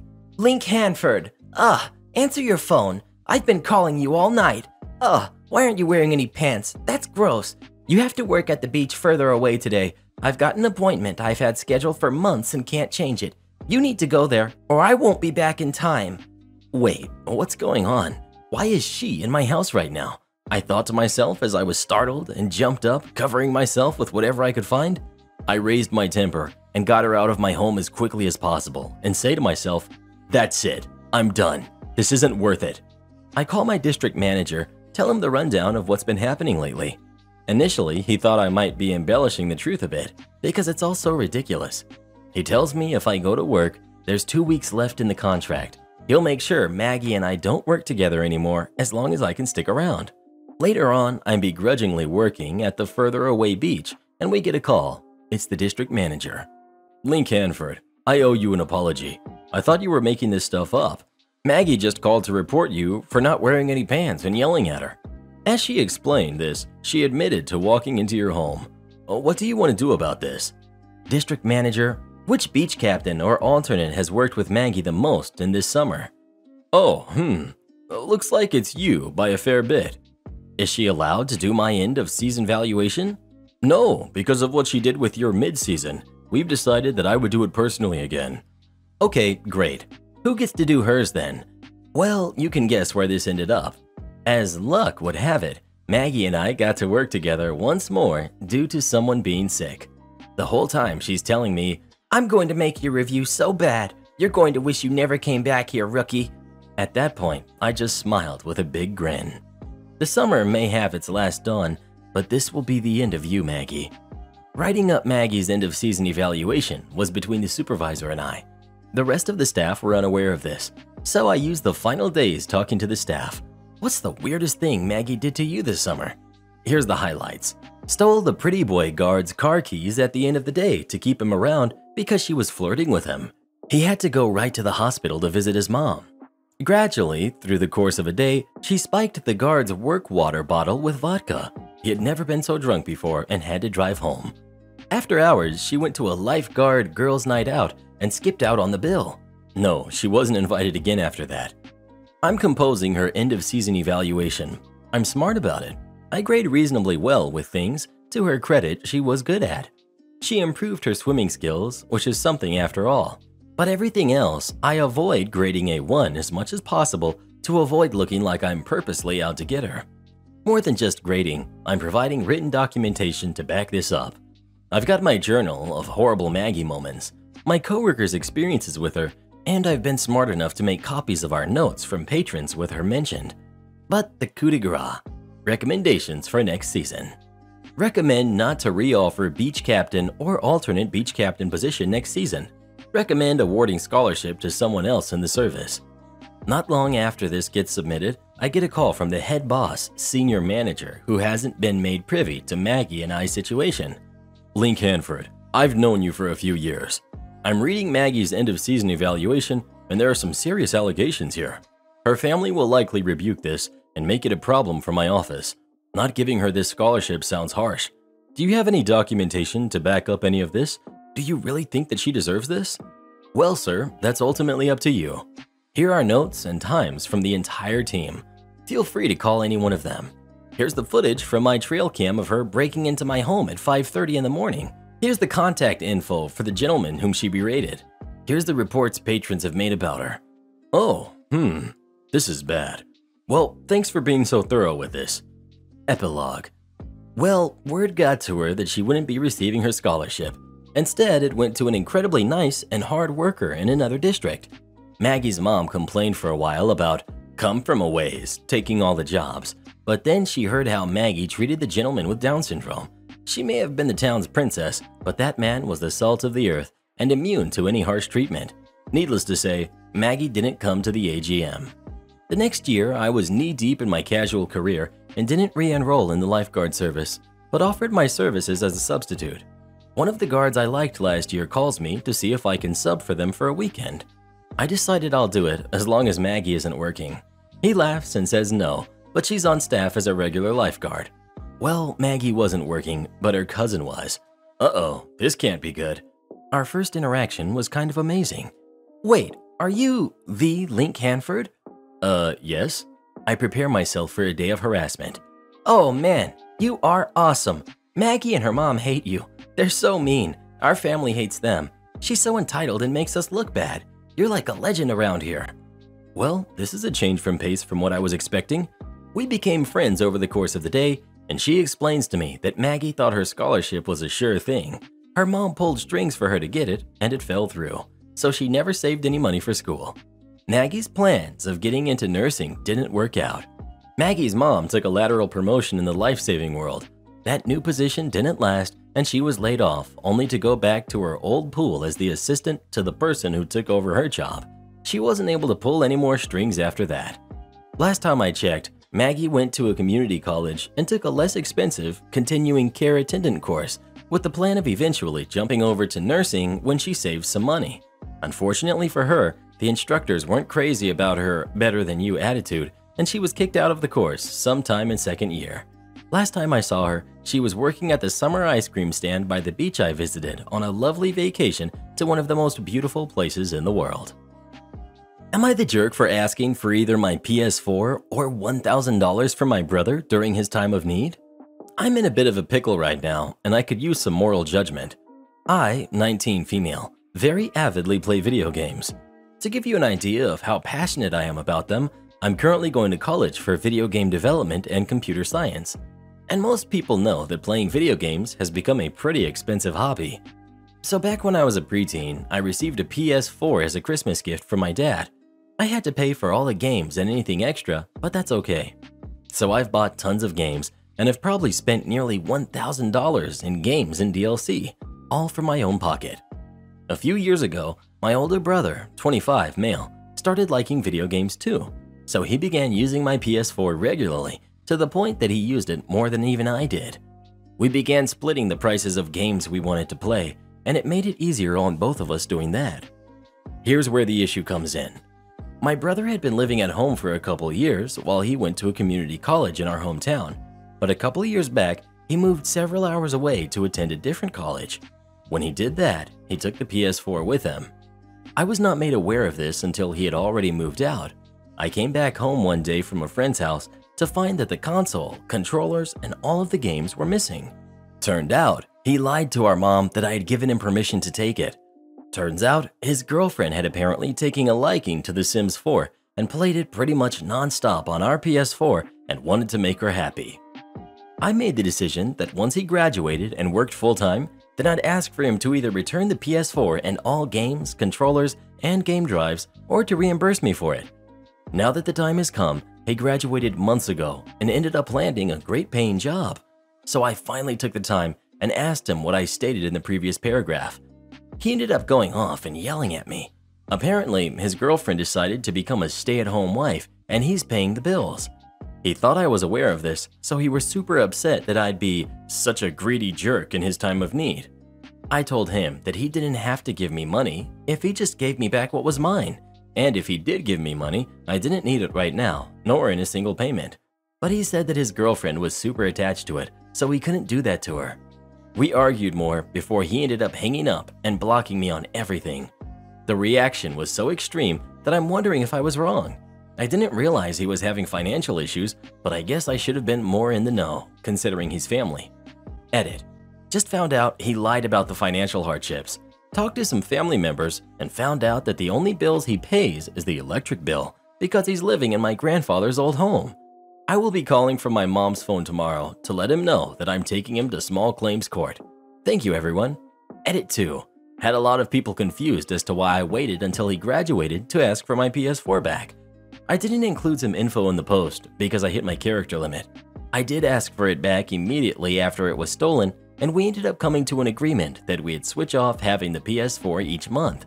After a few months of doing this, he stopped bringing it back. I realized I was not going to get it back until he could buy himself his own PS4 and games, so the PS4 was truly only missing for a year. Update. I was ruled as not the jerk, and it made me finally realize how much of a pushover I've been to my brother. It took many comments encouraging me to take action that finally convinced me to take back what's mine. And now I can very proudly say that we've won. The day after I originally made my post was pretty crazy. I took the advice of many Redditors to threaten to take my brother to small claims court. So that morning I called my brother through my mom's phone to let him know that I'll be taking him to a small claims court. He did answer, but he laughed off my claim and hung up. This is where I decided to take another Redditor's recommendation of getting my family involved. For those of you who are unaware, my brother currently lives in the house that my grandfather owns. He basically lives there for free and only has to pay electric. So I called my grandfather. He was livid. He told me not to worry about anything and that he'd handle it. I got off the phone with my grandfather and I got a call from my brother about half an hour later. My brother said he'd bring the PS4 and all of the accessories to my apartment on Sunday, but I ended up heeding the advice of a Redditor and put down my own terms. I told him that I expected it at my house tomorrow after he got home from work and that I'd be recording the exchange if he tried something funny. Thank you to another Redditor for that. About an hour later, I texted my brother's girlfriend the question that many people were wondering. Did she know that he stole it from me? The answer is luckily no. She did not know that it was stolen from me. Weirdly, she did know it was stolen, but she thought it was stolen from one of his friends that he used to smoke with. After we talked, she offered to take all of my belongings to my aunt's house for safekeeping until she could drive it over to me when she goes on a trip upstate, since I live about 2 hours away. I will be recording her as well, even if I trust her a bit more. And for those wondering, what did my grandpa do to my brother to make him change up his act so quick? He gave my brother 30 days to move out before he kicked him out. But the real kicker was that he threatened to take my brother out of his will. Keep in mind that this was not the first time my brother has been a snake to a family member. This just happened to finally be the breaking point. So my brother finally got what was coming to him. He lost the PS4, all of its accessories, his home, and me. So there it is, everyone. The surprisingly short end to our endeavor. This could not have been possible without the support, advice, and judgment that all of the kind people on this subreddit had provided me with. Cheers to our victory, my friends. P.S. I've had a lot of people upset that I ruined the relationship with my brother and got him kicked out over an old console. This is not the first time my brother has stolen from me or other people. He's stolen jewelry, electronics, and money from my wallet so that he could buy stuff. Not only that, he's always been hostile to me and is nothing like a brother to me. I have 3 more siblings, so I know what a good sibling relationship looks like. That's why I don't plan on continuing my relationship with him. It's not just about the PS4. And he's done these things to several other family members and my grandfather, who my brother currently lives in the house of. My brother had several warnings from my grandpa and was going to be kicked out if he pulled something again. The PS4 situation was just the breaking point for all of this. Hopefully that cleared up any confusion. Lady snatches dinosaur model out of my hands. So I was heading to a toy store, name redacted for privacy's sake, because they had informed me they had the new Coelphysis model made by Safari Limited. I didn't have that model in my collection, and I usually order my models there, and I have a good enough relationship with the store workers to let me know when a certain model on my list is available. Or sometimes I prepay them to have a certain item in stock, and they always have provided. So I go into the store wearing a red shirt because I felt like it, and normally the toy store workers wear red, but they have tags on, so you know where this is going. So I enter the store and ask if they have the Coelphysis, and they point me in the right direction, since in this case it wasn't one of the models I prepaid them for. So I see the Coelphysis among other models. It wasn't the only one, and I get my hands on it. When I take it off the shelf, a lady says to me, "Oh, thank you. I can take it from here." I turn around and see this lady that looks like she is in her late 30s holding out her hand to me, expecting me to just plop the dinosaur in her hands. I was looking confused for a moment, and then she got frustrated and asked me if I was hard of hearing. I asked why she wanted me to hand over the model I wanted, and she asked what I meant. I was an employee. I suddenly got her assumption and told her that no, I don't work here. I was just a customer. She fumed and pointed out that I was wearing the same shade of red as the workers. I responded that red is not exclusive to this store, and if she would excuse me, I was going to purchase the Coelphysis. She then got intrusive and started asking why would an adult collect dinosaur models. I responded that people are allowed to have hobbies and tried to move on. Apparently, not satisfied with my answer, she blocked me and snatched the Coelphysis out of my hands and went to the counter. I was about to shrug my shoulders and grab the spares, not wanting to escalate, until I realized that she had also taken the other Coelphysis models on the shelf. The other remaining models were a Brachiosaurus and Microraptor, by the way. A little bit infuriated at this, but keeping my calm, I went to the counter and asked her to give it back and told the people at the counter that she had snatched the model out of my hands. They asked her if it was true, and she actually told the truth, but only because I was being a bad employee, lying about wanting the model for myself and not providing good customer service. Now the counter workers, who had seen me enough times as a consistent buyer, pointed out to the lady that I wasn't a worker and she got huffy. She then said that she was the proper purchaser because she was getting them for her kid, while an adult shouldn't be playing with toys. That maybe if I wasn't collecting them, I would properly become an adult. So one of the counter workers called the store owner, who came to ask what was going on. After explaining, he had a frown on his face and went to check the security footage. After seeing that she had snatched it out of my hands and had escalated the situation, he ordered her to give me my Safari model, or that he would have her ousted from the store. Now, the store owner is a big guy, so she withered under his gaze a bit and gave me my Safari. I calmly thanked her. I really didn't want to have to deal with her any further, and the store people, but I will admit I did enjoy seeing her crumple at the sight of a very annoyed burly guy. And now I have a Coelphysis in my collection. Don't you remember me? I recently found a new job after losing my serving job due to lockdown. About a week and a half at this new job, I get set a family of 3, mom, dad, and their daughter. I greet them and introduce myself, asking if I can start them with beverages. They're perfectly polite and I return with drinks. Then the dad says to me, "Don't you recognize me?" I'm confused. "No, sir." "Dad, are you kidding me? We left you a really good tip. We were just here a month ago." Me, "Sir, I wasn't working here a month ago. I was hired 2 weeks ago." "No, you were our waitress and I tipped you a lot." Now he was getting angry and insisted I was lying. His wife looked embarrassed. Then he started trying to be passive-aggressive, but honestly he wasn't very good at it. Anytime I walked past his table or checked on them, he would say something like, "Wow, you're giving such great service," or "You're doing amazing, great job." To try to rectify once more, I asked him directly, "Sir, are you truly upset with me? I really was not employed here a month ago. I believe today is my 10th day here." He was still passive-aggressive, saying, "Oh, no, no, no, no. You are wonderful," and grinning like a madman. I just smile and say, "Okay." Honestly, I thought it was funny that he was so upset about this, and it didn't really bother me. I'd always reply, "Thank you," to his fake compliments. Towards the end of their meal, I stop by to offer dessert or a check. My manager happened to be walking past, and I say to her, "Hey, these guys were in here just a month ago, and they can't believe that I don't remember them." My manager chuckles and says, "Well, that's because we hadn't hired you yet," then walks off. The dad is giving me a death glare because I just proved that I was honest and that he had been mistreating me all evening. When I brought the check, which is digital, he was asking how to tip less than 15 to 25% that the machine had offered as a suggestion. "I want to tip you exactly 6.2%. How do I tip exactly 6.2? That's all you're getting, exactly 6.2%. His wife was mortified and asked him to lower his voice, but mostly just stared down at the table. I point and show him where to type the custom tip percentage.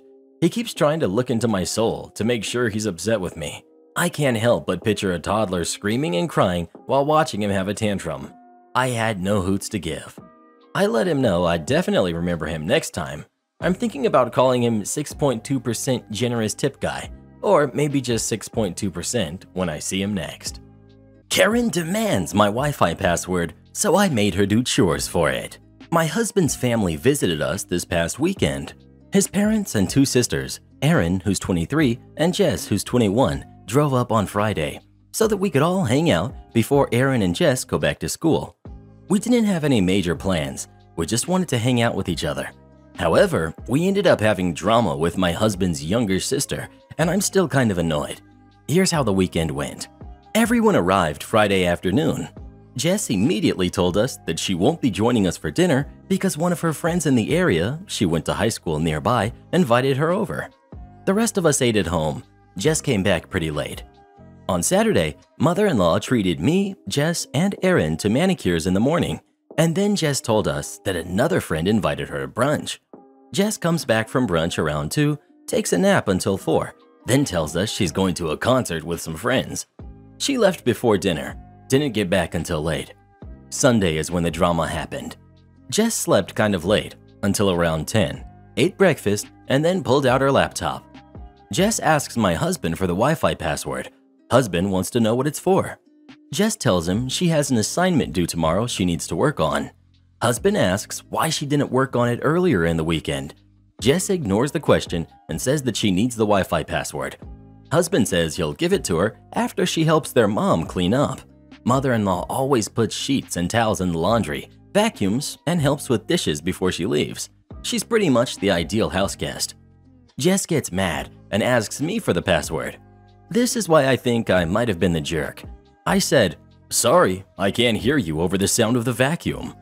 Jess grabs the car keys and tells us she's going to Starbucks so she can actually get some work done. She also said she was going to fail her assignment because of us. Now everyone's stressed out since they were trying to leave before 12, and now someone has to persuade Jess to come back and pack her stuff. They ended up leaving a lot later than planned, and Jess didn't say goodbye to either of us. I've always gotten along with Jess, but I know she can be pretty demanding. On the other hand, I think if this assignment was so pressing, she should have worked on it instead of hanging out with her friends all weekend. So, am I the jerk for not just giving her the password? ETA. I mentioned in a comment, but Jess started yelling at my husband after he asked her why she didn't start the assignment earlier. Then she asked Erin for the password, but Erin just ignored her. Then she asked me. Some of y'all seem to be stuck on the chores we make our guests do. Mother-in-law always washes the sheets, then asks the others to put their sheets and towels in the wash. While we're doing that, mother-in-law will vacuum or put clean sheets on the bed. Mother-in-law asked Jess to put her stuff in the wash. Jess snapped, "You do it, I'm busy," while eating breakfast.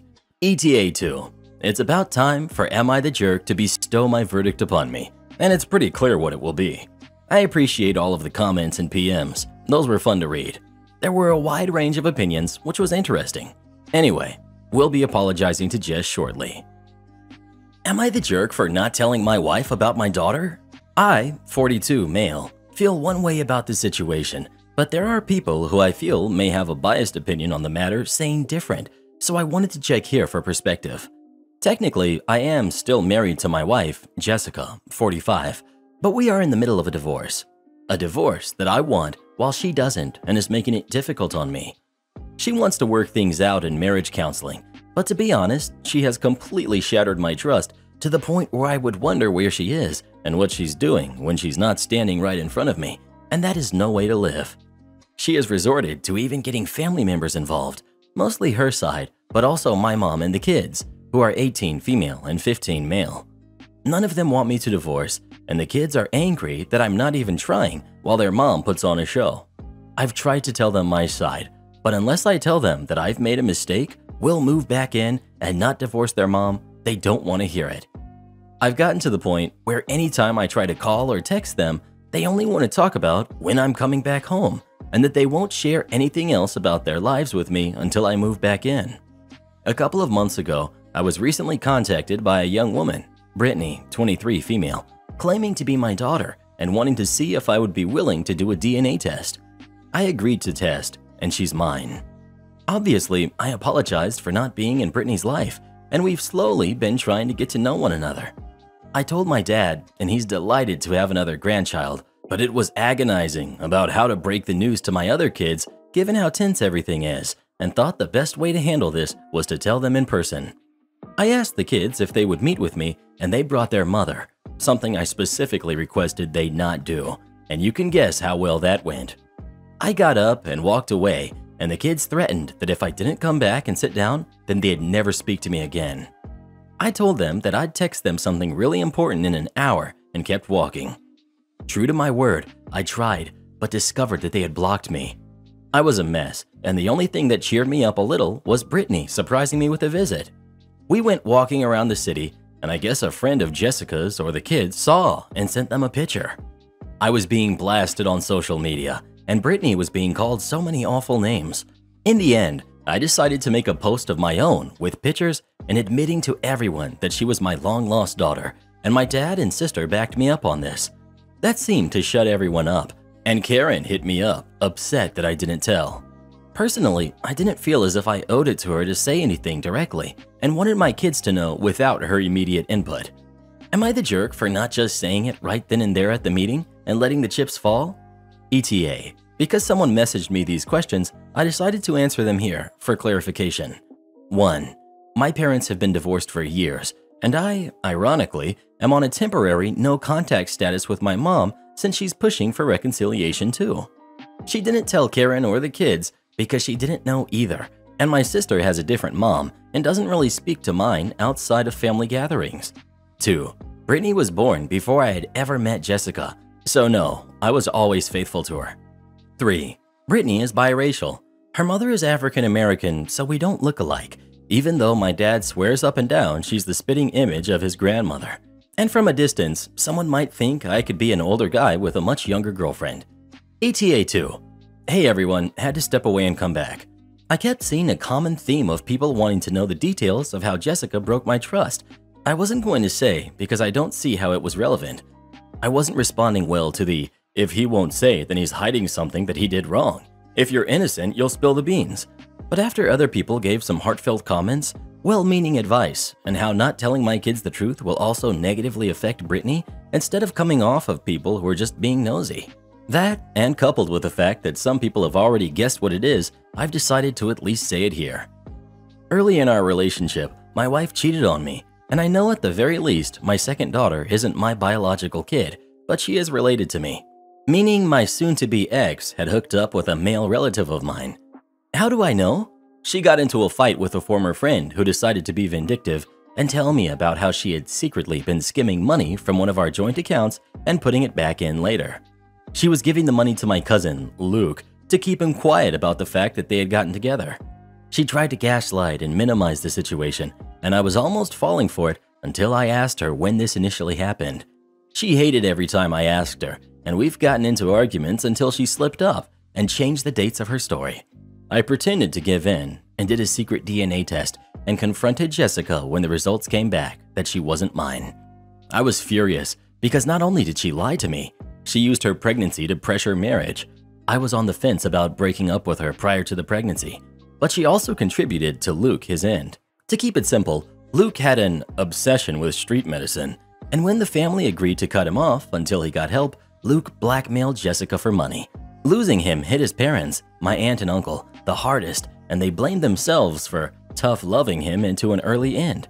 So many people in my family, both immediate and extended, will be crushed by this, and Jessica knows that I don't want to say anything.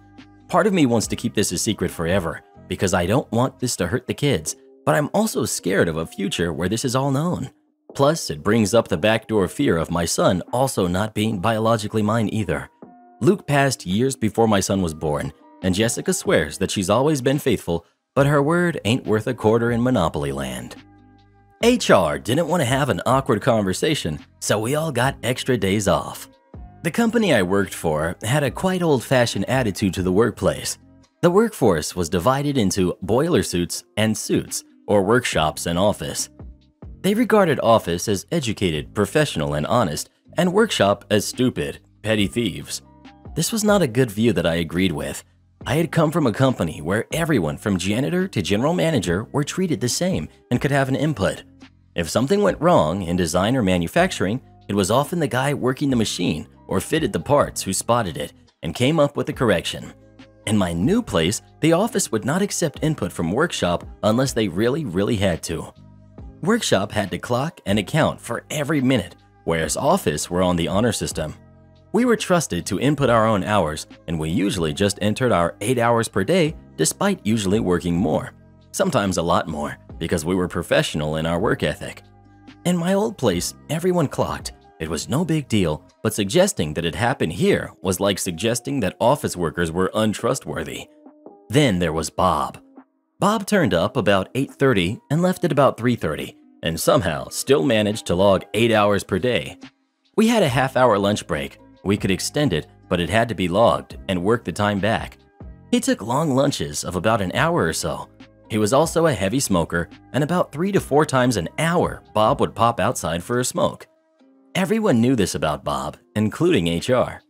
We knew that Bob was on a shaky peg for a while because his working hours were getting shorter and shorter while still being charged at 8 hours. Something had to give. HR had an easy job. Have a word with Bob and get him to work the hours he claimed. Put him on an RA, remedial action plan, or else fire him for his misaccounting hours. Instead, HR decided to instigate a new policy that everyone on site would clock and would have to account for their hours on site. At no point did HR actually talk to anyone in the office.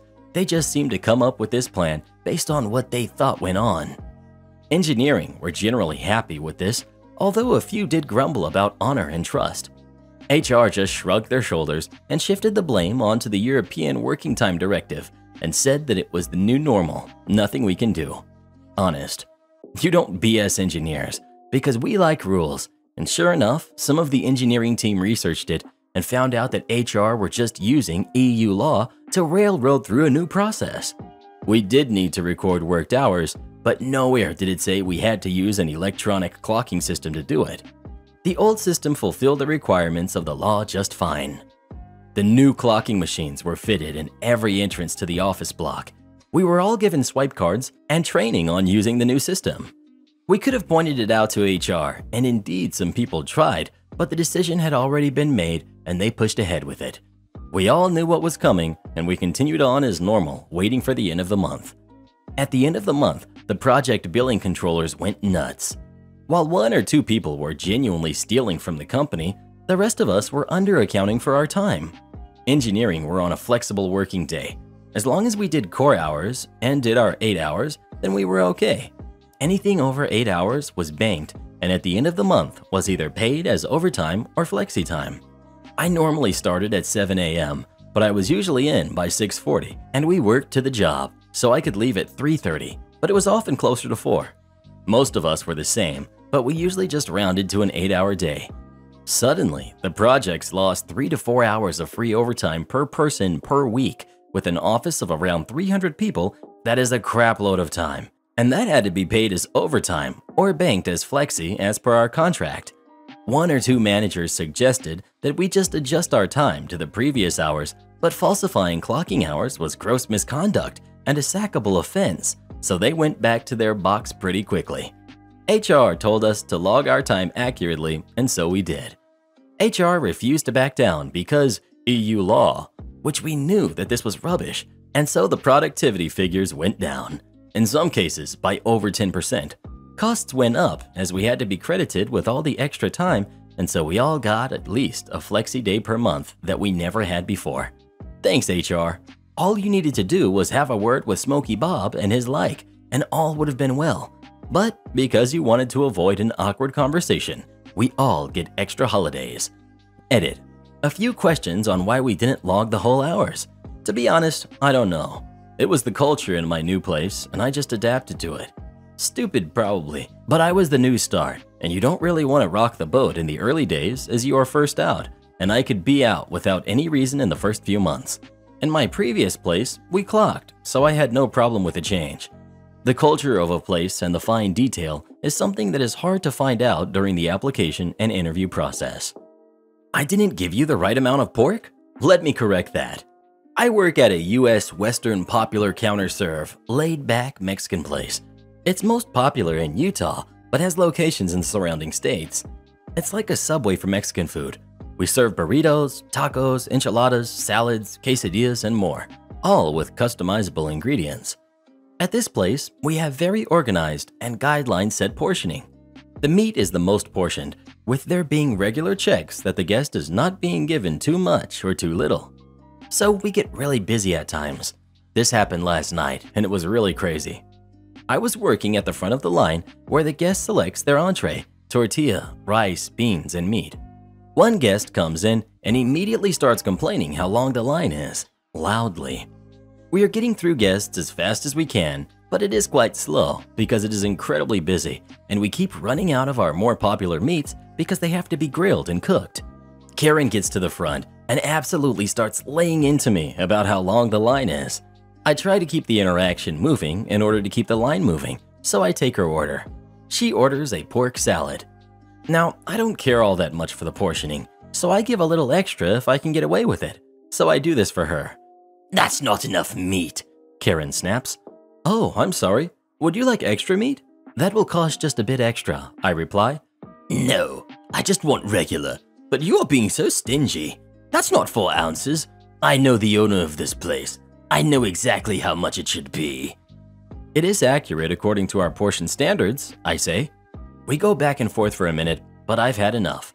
She says, "Just give me the correct amount of pork." Okay then, I will. I get a scale, and she watches me put the pork in, and it reads 5.9 ounces. I then scoop out some into the trash until it reads exactly 4 ounces. "There you go," I say, "the exact amount of pork." She doesn't even bother finishing her order. She doesn't even ask for the manager. She just says, "Forget you," and storms out. Not the most dramatic story, but it was darn funny. Am I the jerk for asking my in-laws where their investment in my business was? I, 44, male, bought my own restaurant when I was in my late 20s. It was a place I had worked from my teens, and when the owners retired, I was the only original employee, and I had worked my way up from busboy to office manager/general manager. They felt I was the most logical person to carry on the name and business, and I was more than happy, excited, and willing to accept this challenge. And it was a challenge. But somehow, somewhere, I was able to take things to a new level. I credit my staff for this. I am the sole proprietor. I have no outside investors or backers. I carry 100% equity and liability. I had this business since before I met my husband. This is important for later. Recently, a regular couple approached me about the possibility of buying out or going into partnership. They have been wanting to do something different. I decided to go ahead and meet with them, but I knew that I had no intentions of taking on any partners or selling. I'm too young to retire, and I'm just not ready. They made 2 offers, if anyone was rejected, and both were extremely respectable and would do a lot for myself and my husband. But I told them no, that I really just was not ready or interested, and it was dropped with no hard feelings. Also need to know, my husband is not that active with the business because of his own job. But if he ever wants to spend some time with me, he will come down and help out. My family has always been extremely supportive and will help out if needed. My in-laws are not active, but will come down for lunch or dinner on occasion. The other night, we were having my family and my husband's family for dinner, and my husband and I were talking about the offers. His philosophy has always been, I know what's best for me and the business, so he supports any decisions I make. We were all in the kitchen, and my mother-in-law asked what we were talking about, and I filled them in on the whole situation and my decision. It was my father-in-law who made the comment that this was something that should have been discussed with the whole family, since it's a family business. I asked when it became a family business because I had this long before anyone. My father-in-law said it became a family business when my husband and I got married. I then said it was still mine. We continued to argue over this for a minute, and I finally shot back. Okay, if this is a family business, then where were your investment buy-in checks, and when did you get them? The last I knew, I was still sole owner. The conversation was shut down, and the rest of the night was tense and awkward. Later, my husband and I were talking about it, and while he completely agrees with me, he said my delivery was a little bit overboard. It's kind of been sticking with me, so I was wondering, am I the jerk for asking where their investment checks were? I think I can edit. Hopefully this works. A lot of people have been asking about the prenup. Yes, I do have a prenuptial agreement. My mom and dad both strongly and aggressively suggested that I get one, and I had already been thinking about it and was going to talk to a lawyer anyway. The prenup basically covers me for everything I started with. I had my house before we met, as well as the business, so in the prenup it was stated that he is not able to touch any of my assets that I had prior to marriage, and the business and house are considered mine. I also just bought a brand new car and I financed it and titled it solely in my name and paid for it. We keep our finances completely separate, and I carry the brunt of it since he moved in with me.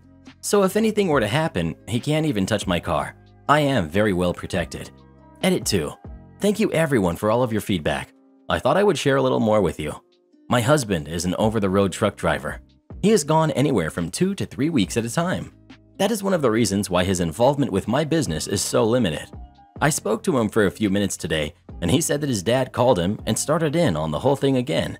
My husband is really very even-tempered and hardly loses his temper, but today he ripped into his dad and tore him to pieces over this whole thing. He reminded him of the prenup and of all the reasons why this is not a family business and why it will never be a family business and why he or anyone else will never have any say in how the business is run or how it goes. This should hopefully shut down all of this nonsense. A few of you mentioned my blood, sweat, and tears. You better believe all of that. I have shed blood many times, and so have many of my staff. Sweat? Yes, that as well. The kitchen feels like you are walking across the sun sometimes, and if we have a full house and the air can't keep up, yes, we sweat in the dining room as well. And tears. I cried a lot last year at the thought of potentially losing everything because of lockdown, and it was possible. Thankfully, we are still here and going strong. This is the first time ever that I've had an issue with my in-laws.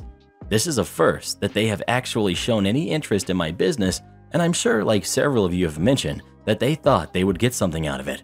However, they are all wrong. So, thank you for all of your kind words. My final edit. I regret absolutely nothing. Yes, it has been a challenge doing all of this on my own, but I won't trade it for anything.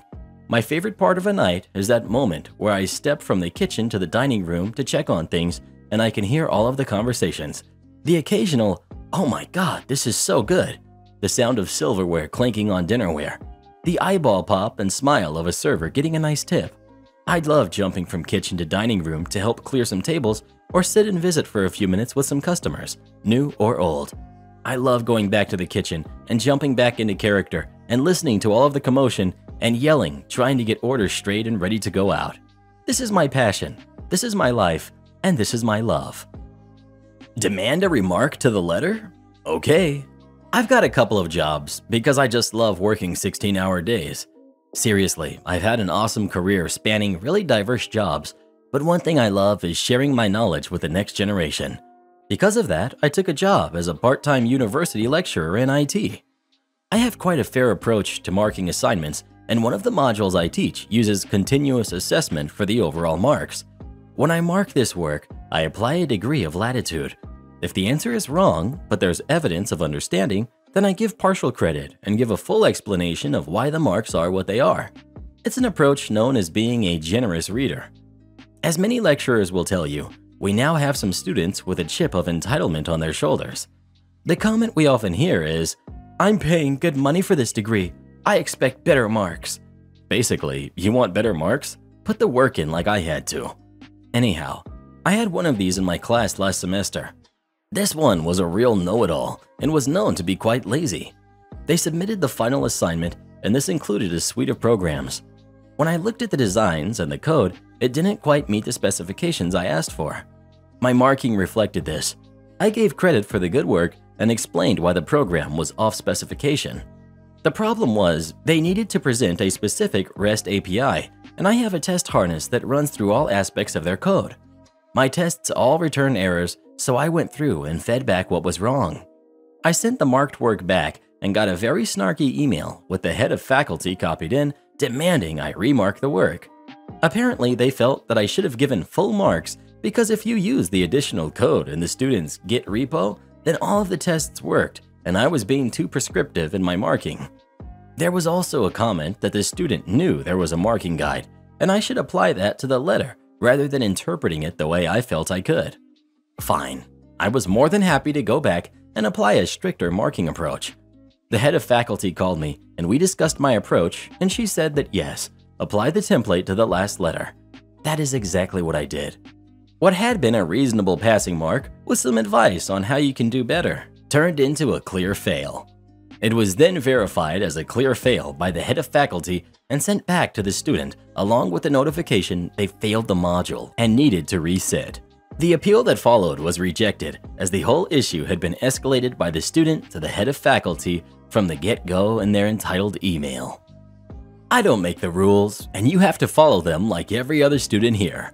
Well, gladly, but which set of rules? When I got into college, countrywide regulations determined that on top of all class hours, each student should complete a total of 120 extra hours of course-related activities by the end of their course in order to be able to graduate. According to the college I attended, those extra hours could be extra courses, internships, projects, and so on. And each certificate I presented as proof would be valid in full. So if I, for example, took an extra course of 8 hours, they would take these 8 hours off the total of 120 and bring the total I had yet to complete to 112. So on my 4th and final year of college, I decided to check on that just to guarantee everything was in order and I wouldn't have trouble graduating by the end of the year. Yes, I know, I should have done that sooner. Imagine my surprise when I realized there were tens of hours missing, and I had not reached the end goal of 120 extra hours yet, even though I spent my first 3 years in college taking part in every project and extra course I could find. I decided to check with the person in charge of computing those extra hours, thinking maybe some of my courses didn't qualify or whatever.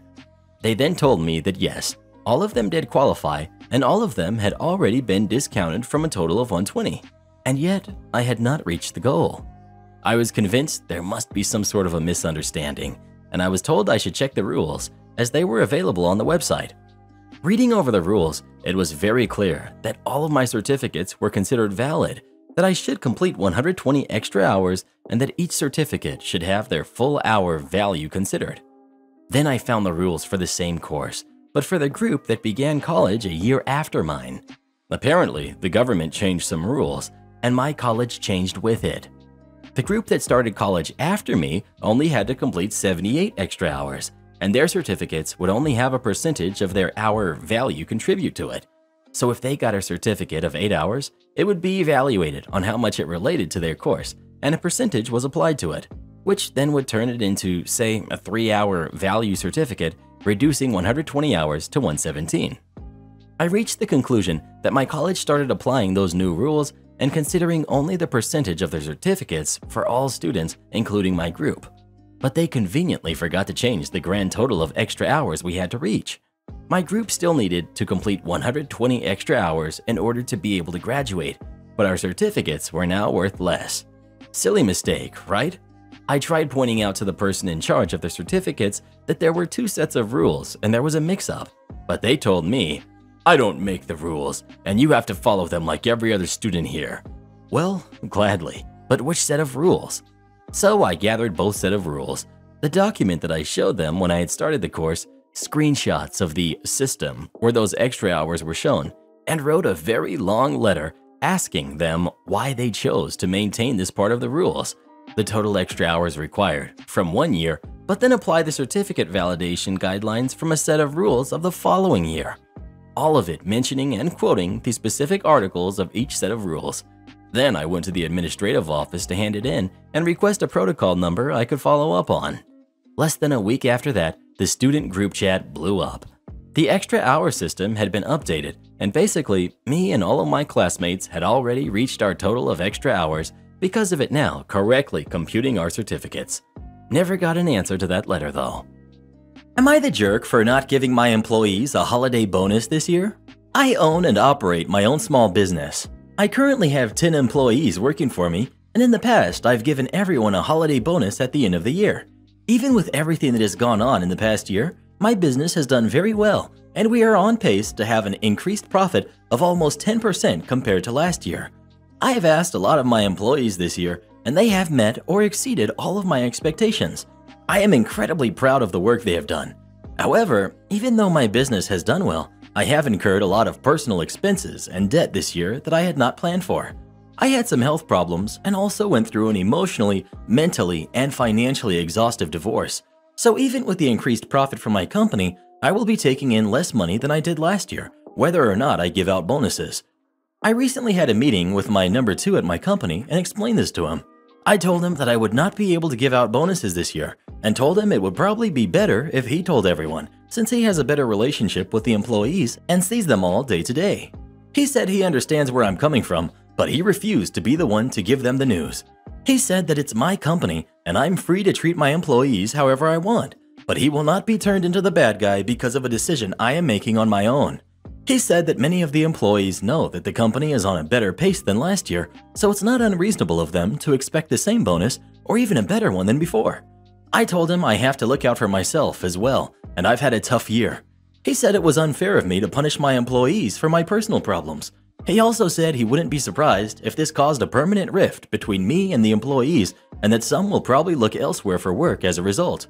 I want to believe that my employees will be understanding of the situation and will continue to be loyal based on our past working history and not the short term. In the past, I would use my wife as a barometer for this kind of decision, but when I reached out to her to get her opinion, she called me a greedy jerk who can't see beyond his own problems. I will admit there is a fair amount of acrimony between the two of us right now, so I feel that probably played into what she said, and I don't think she sees this the same way she would have before the divorce. I need to make a final decision on this quickly, and I'm leaning towards not giving out bonuses like my gut tells me to. But would that make me a jerk? Support our channel by joining as a member today, and we'll give you a shout out in our next video. Or come watch this video next. You won't believe what Karen does in that one.